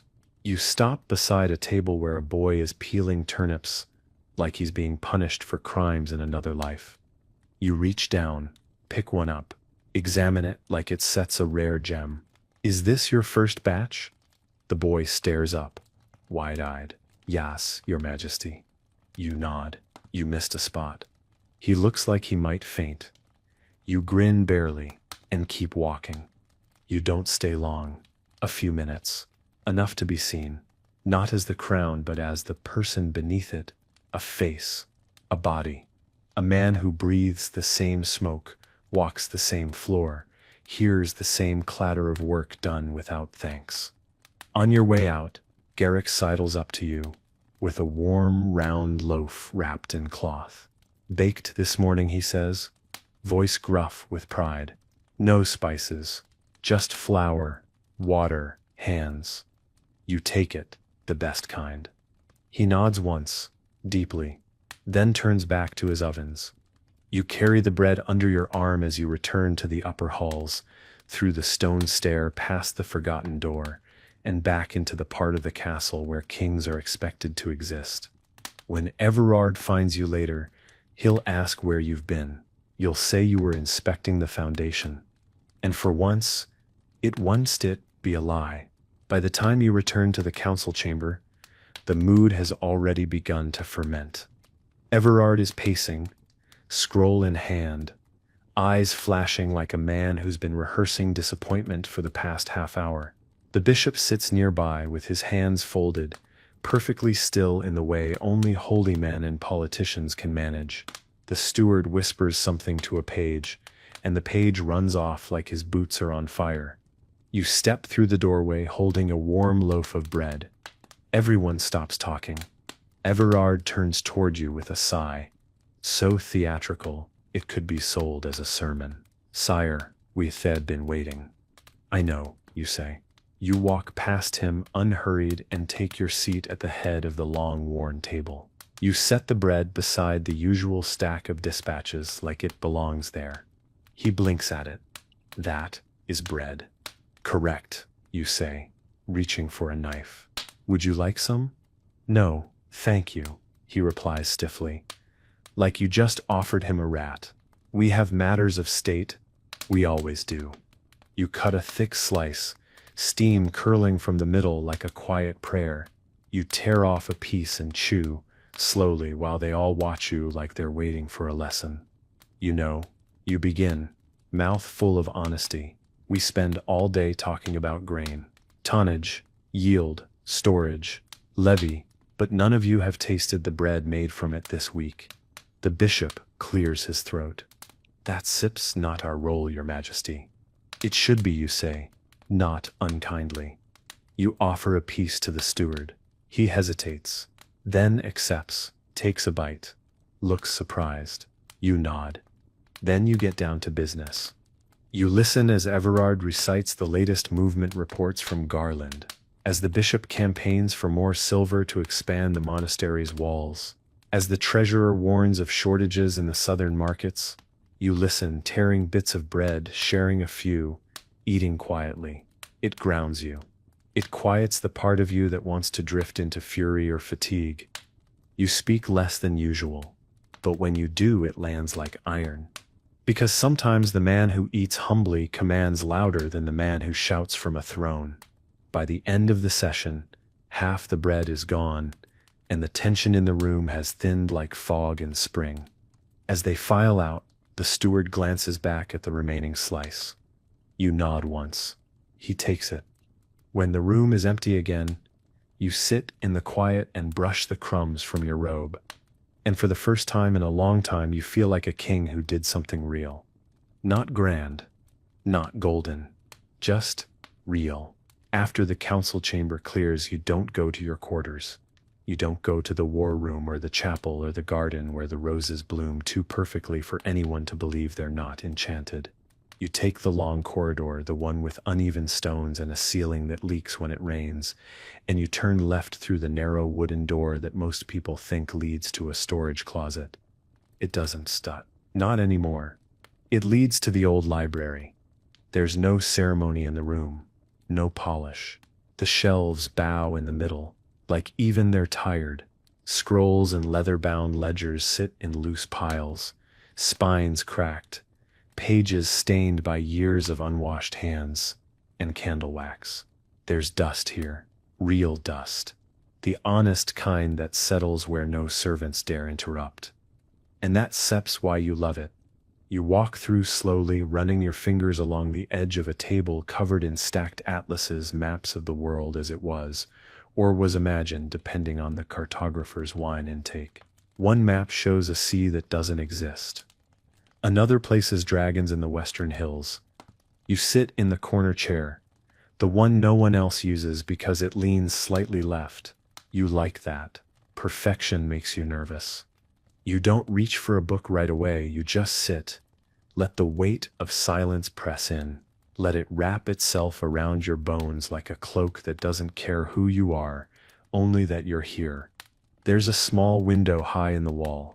Sunlight sneaks through it like it's embarrassed to be seen. The beam lands on a volume sitting open. The Lineage of Lords. You lean forward, glance at the page. It lists your name. Not in bold, not in reverence. Just a name. A date. A line. You stare at it, a little stunned at how small it looks.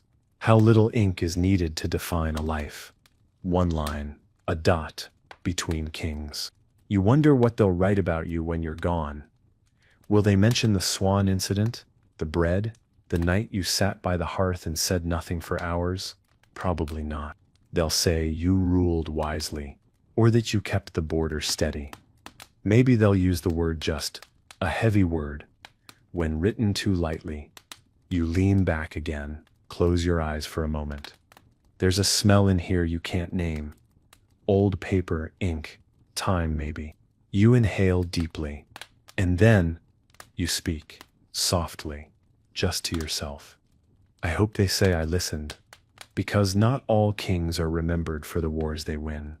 Some are remembered for the ones they didn't start. You don't move for a long time. The quiet in the library is a different kind of quiet. It's not the stillness of a throne room between declarations. It's not the silence of a sleeping castle. It's older. It hums. Like everything in here is remembering something but refusing to say it aloud. Your eyes drift back to the open book. The page doesn't change, of course, but the way you feel about it does. There's something sharp about seeing your life summarized so cleanly, so completely, as if a reign could be summed in a margin note and ink that dries in seconds. You rise slowly, stretch, feel the ache behind your ribs. That always comes when you've been too still for too long. You walk to the desk in the corner, the one no one uses anymore. On top of it, a small stack of letters tied with fraying twine. Most are official. You can tell by the wax seals, the ribbon colors, the stiff parchment that crackles like ambition when bent. But one is different. No seal, just folded parchment. No name on the outside. You stare at it for a second too long. You pick it up. It Stutz, the letter. The one you never opened. The one you found months ago tucked in a drawer in your old traveling satchel. The one with handwriting you knew instantly, even after all these years.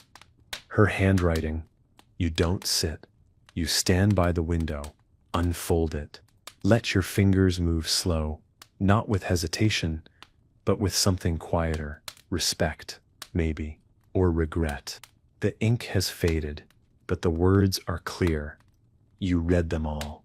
She wrote of the coast, of how the salt air had finally let her lungs loosen, how her hands were rougher now but her sleep was softer. She thanked you for not chasing her, for letting her leave. She said the world was quieter without your voice in it, but not colder. She said she remembered the apple, the tower, the way you looked before the crown started to shape your face into something unreadable. And then, a line that hooks itself into your chest like an arrow, meant to wound gently. You were never meant to be only a king. I hope you remember the part of you that knew how to climb. You fold the letter, slowly, carefully. You set it back on the desk. And you stand there for a moment, hands braced on the wood, shoulders low, eyes closed. You remember the tower? The way the stone scraped your palms? The way she laughed when you slipped? The way you laughed too, even as you fell. You breathe. And in that breath, something inside you loosens. Not enough to change everything, but enough to change the next hour. You leave the library without telling anyone. No one sees you slip back through the narrow door. No one hears the soft click of the latch behind you. For once, you move like a man without an audience, shoulders down, footsteps light, the letter still folded neatly in your palm. You don't take the usual path back. Instead, you follow the older halls, the ones no one uses unless something's leaking or broken. You pass under low arches, step over a half-loose stone you've known about for 20 years, and duck into the side stairwell where you once stole an hour of quiet after your father died. The castle is different here, less polished, less proud. The stones are rougher, the air cooler, the stories older. No one curtsies in these halls. No one bows. And maybe that's why you keep walking them. They let you remember. By the time you reach your quarters again, the sun has moved, tilting its light through the windows in a long golden spill across the stone floor. The fire is out. The robe you tossed over the chair earlier is still there, wrinkled, half-folded, perfectly disobedient. You sit at your writing table and place the letter in a drawer. Not to hide it, just to keep it safe. You stare out the window for a while, not seeing much of anything. A bird cuts the sky. A leaf falls past the glass. A guard shifts on the wall walk below, unaware of you watching him. It's peaceful, but temporary. There steps a knock at the door. Always, always the knock. You don't answer right away. Eventually a voice, "Sire, the captain of the guard requests audience." You close your eyes. It sets always urgent. You rise, slowly. Let your hands rest for a moment on the desk. Then you open the drawer again and look at the letter one more time, not to read it, just to feel its weight. Then you close the drawer, pick up the crown, and place it back on your head. Not because you want to, but because there's still a kingdom waiting, and you have remembered who you were. Which means maybe you haven't lost who you are. You walk toward the war room like you've done 100 times before. The hallways feel longer today, not heavier, just slower, as if the castle itself knows you're carrying something different now, something quieter. The kind of memory that doesn't shout but lingers like the smell of wood smoke on old fabric. When you enter, the captain is already standing by the map table. His hands are behind his back. His boots are muddy. That tells you more than anything written on parchment. "Sire," he says, bowing with a nod more than a flourish, "we have word from the Eastern Post." You don't ask. Not yet. He places a letter on the table. The wax seal's broken. The edges are damp, frayed, written hard. You read it without picking it up. Bandits. 3 villages raided. Livestock taken. 2 guards killed. 1 child missing. You close your eyes for a breath, long and low. You let the weight of it land. When you speak, your voice is steady. "How many men at the outpost?" 17, he replies. You nod. "Too few." He doesn't disagree. He's been trying to tell you that for weeks. You just weren't listening. Not really. You step around the table and mark a location with your finger. Send 2 riders ahead. Deliver supplies, blankets, bread, not just swords. Let them feel the crown before they see it. The captain straightens, but his expression softens. "I still see to it personally." You meet his eyes. Good. You dismiss him with a nod, but before he turns he says something you weren't expecting. "You seem different today, sire." You tilt your head. "Different?" "Not softer," he says. but clearer. You say nothing, because maybe he sets right. And maybe you needed to see your name in ink, to be reminded that one day this crown will pass to someone else, and all that will remain is how you chose to wear it. The captain leaves. The door closes. You lean on the map table, staring at a kingdom drawn in charcoal lines and ink that started to crack from age. You touch the place where the raids happened, just a smudge on parchment, but out there it's fire, it's fear, it's a child who hasn't come home. You roll the map up slowly, and for the first time in a long time, you don't feel like a man balancing duty and survival. You feel like a king trying to be better than the day before. You leave the war room not with urgency, but with intention. There's a difference. Urgency scatters. Intention gathers. Today your feet know where to go before your mind catches up. Down through the archway, past the old training yard, past the courtyard where pigeons seem to stage daily coups, past the stables, where a black mare stamps her hooves like she knows something you don't. You stop just before the gates. Not the main ones. The side gate. The one used by merchants, stable hands, and servants, carrying baskets of laundry that smell like lavender and coal. A few guards linger there, not in polished armor but in worn leather and patience. You nod to them. They let you pass without a word. Outside, the road bends through the lower town, and it's loud in the best way. Pots clanging, boots in puddles, chickens daring fate, and children arguing about a stone one of them insists is magical. You walk among them like smoke, familiar, but not always seen. A baker pauses mid-gesture, as she stirs a cauldron of something thick and fragrant. She squints. Is that the king? Someone beside her scoffs. Kings don't set walk without trumpets. You pass them without saying a word. Not because you stir ignoring them, because today you just want to watch. At the edge of the market, an old man is mending a cartwheel. His hands shake slightly, but his focus is unbroken. You crouch down beside him. No one notices for a moment. He offers no bow, just a grunt and a quiet, "Can't set fine good wood for these spokes anymore." You glance at the wheel. "Have you tried using ashwood?" He side-eyes you. "And what would you know about carts then?" You smile. Just barely. "Enough." He chuckles. And it sets the kind of laugh that sets too old to flatter. "Well, then, maybe you should come back tomorrow and help me lift the axle." You rise, brushing dirt from your knee. "Maybe I will." You continue through the street, slow and deliberate. The people begin to notice. Not with fear, not with reverence, just surprise. And then nods, small, uncertain, but real. They don't shout. They don't kneel. They just nod. And something in your chest unclenches. Because this quiet presence might be the truest power you've ever had. Not ruling from above, but standing among them. The path winds past the smithy, where hammers strike in rhythm with the heartbeat of the town. Sparks fly in small bursts, catching the morning light like tiny rebellions. You pause just outside the open stall. The blacksmith is a broad-shouldered woman named Brina, with arms thicker than most men's legs and a scowl that could temper steel on its own. She doesn't look up right away.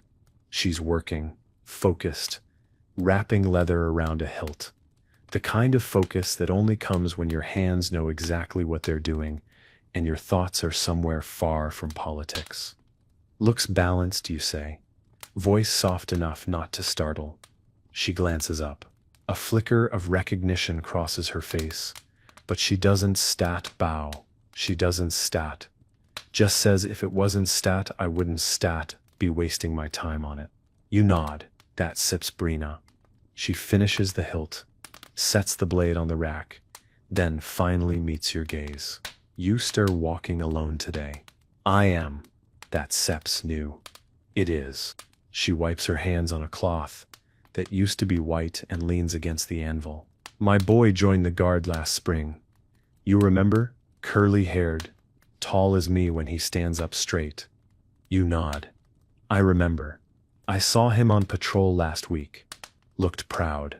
She smiles. Just a little. He is. Still asks if you ever notice him. I just did. Her smile grows by a breath. He subtle brag about that for a month. You leave her to her forge. The sound of hammering picks up again as you walk on. Steady now. Every footstep feels less like movement and more like conversation. Every glance you share with a merchant or a mason feels like it carries something unspoken, not obligation. Connection. You stop at a small well where 3 children are playing a very serious game involving a pebble, a rope, and 1 chicken, who refuses to play by the rules. One of them stares at you openly. Are you the real king? You crouch down. Depends. Does your king eat bread and forget names sometimes? She thinks about this. I think so. Then yes, you say. She nods solemnly. Good. Because the other one we pretend is always shouting. You laugh, and it's not a royal laugh. It's not poised or timed or polished. It's just yours. As you rise and continue your walk back toward the castle gates, your hands feel looser, your jaw unclenched, your heart not lighter. No, not that, but steadier. Because sometimes the kingdom isn't the banners or the battles or the maps in the war room. Sometimes it's a boy in armor who wonders if you saw him, a blacksmith who keeps her pride in silence, a child by a well, asking if you purr real. And your answer every day you wear that crown is to be. The castle gates loom ahead, tall and shadowed in the afternoon light. The guards at the entrance straighten when they see you approach, hands to hilts, backs to stone. You nod once, no commands, no ceremony, just a silent return. They open the gate without a word. You step through, and the change in air is immediate, cooler, quieter, more stone than sky. The castle swallows sound differently than the town. It folds it inward, presses it into corners. You're used to it, but today it feels sharper, cleaner, like you're hearing it all for the first time. You don't go straight to the solar, or the council hall, or the chamber where they'll have laid out fresh documents, pressed robes, and questions with no answers. You go to the garden, the inner one, hidden behind 2 old towers and a hedge. No one's trimmed in months. It's quiet here, not by design, just by neglect. The vines are winning, the benches are cracked, but the sunlight still finds its way in, and sometimes that's enough. You sit on the low stone wall near the fountain. It no longer flows, not since the drought last year, but the basin still holds rainwater and the occasional feather from a passing bird. You pull something from your pocket, a crumb of bread. You crumble it between your fingers and drop it into the water. A moment passes. Then a ripple. Then, from beneath the water's surface, the flash of silver. The fish are still here. Small, old, stubborn, survivors in a fountain, forgotten by everything except them. You watch them for a while, and you think not of war, or alliances, or emissaries, or the cousin who writes in veiled threats.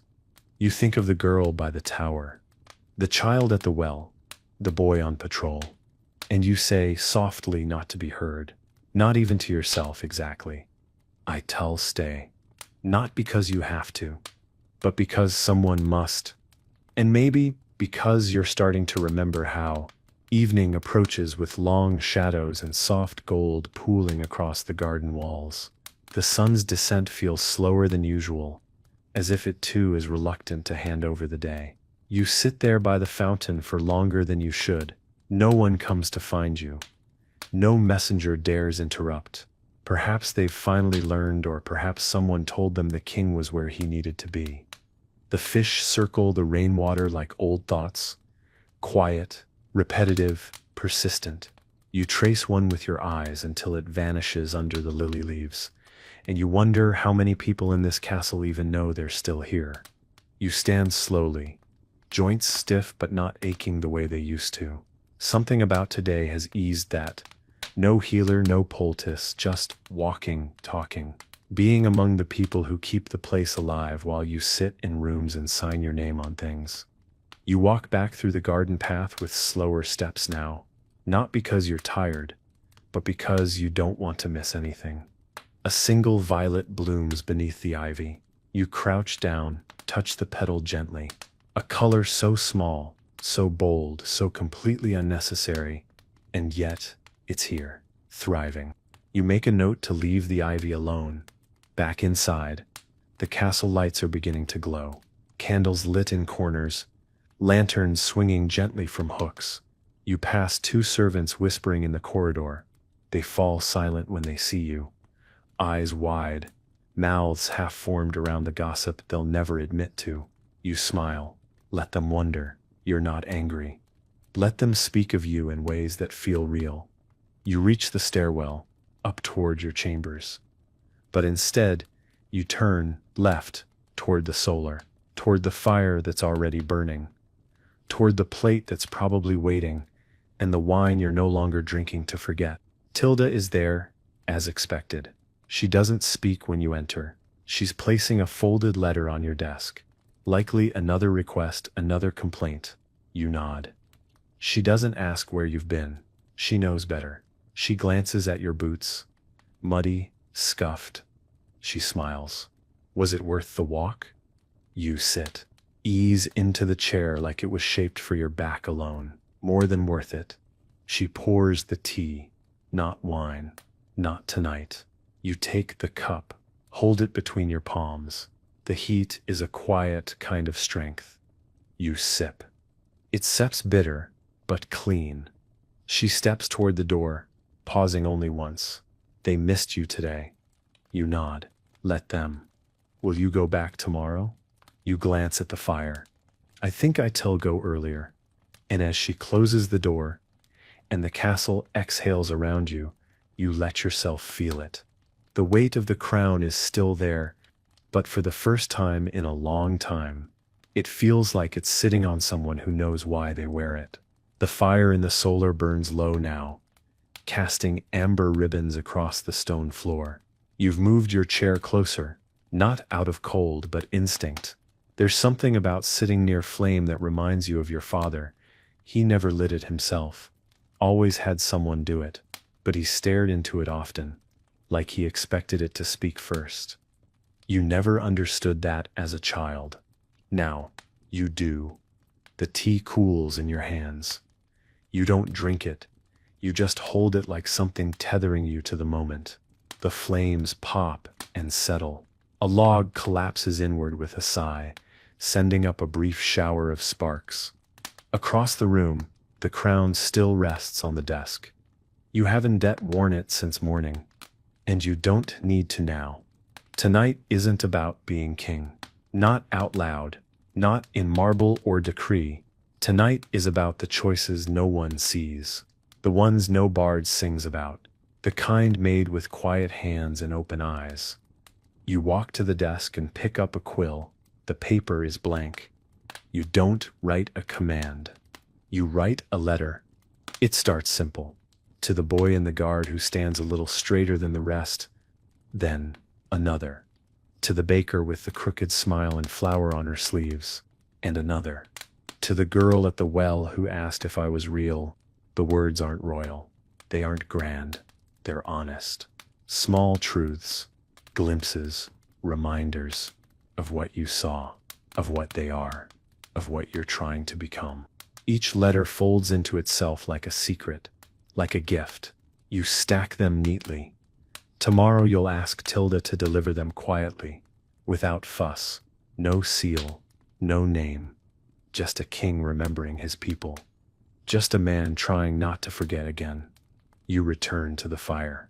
Sit back down. Let the heat climb your legs and rest across your chest. You close your eyes. And in that warmth, something settles. Not peace. Not yet. But purpose. And that sits enough. because tomorrow will come. And with it, the questions, the noise, the iron weight of expectation. But you tell me it, not as the man they think you are, but as the one who finally remembered how to listen. The fire burns down to its final breath. There's nothing left to say tonight. No orders to give. No signatures to place. The letters are written. The halls are silent. The kingdom sleeps. And for once it does so without needing your voice to keep it from breaking. You stretch once, slowly, carefully. The ache in your spine is the kind you welcome. It means you moved today. Not just across rooms, but towards something real. You stand wrapping your robe around yourself like armor for a different kind of night. No metal, no blade, just fabric, memory, intention. You walk to the window and look out one last time. The sky is endless. Stars blink against the black like quiet oaths. Below, the town rests under that same sky, roof to roof, hearth to hearth, life stacked beside life like a mosaic. Only you get to see from here. You don't look down with ownership. You look down with weight, with awe, with the understanding that these people, these stories, these ordinary names are what hold the walls of this place together. Not the throne, not you. Them. Always them. You turn from the window. The room behind you waits. The bed is turned down, the fire low, and the crown still on the desk. You could leave it there tonight, but you don't set. You walk to it, lift it with both hands, not out of obligation, out of respect. You place it on the stand beside your bed, not on your head, not tonight. Tonight the crown rests too. You lie down, let your body sink into linen and silence. You exhale, not the breath of a ruler, the breath of someone who has finally truly arrived in his own skin. You close your eyes, and tomorrow when the knock comes, you tell answer it. Not as a burden, not as a symbol, but as a man who remembers every name the crown tried to make him forget. And that is how a kingdom endures. And that is how a king becomes real.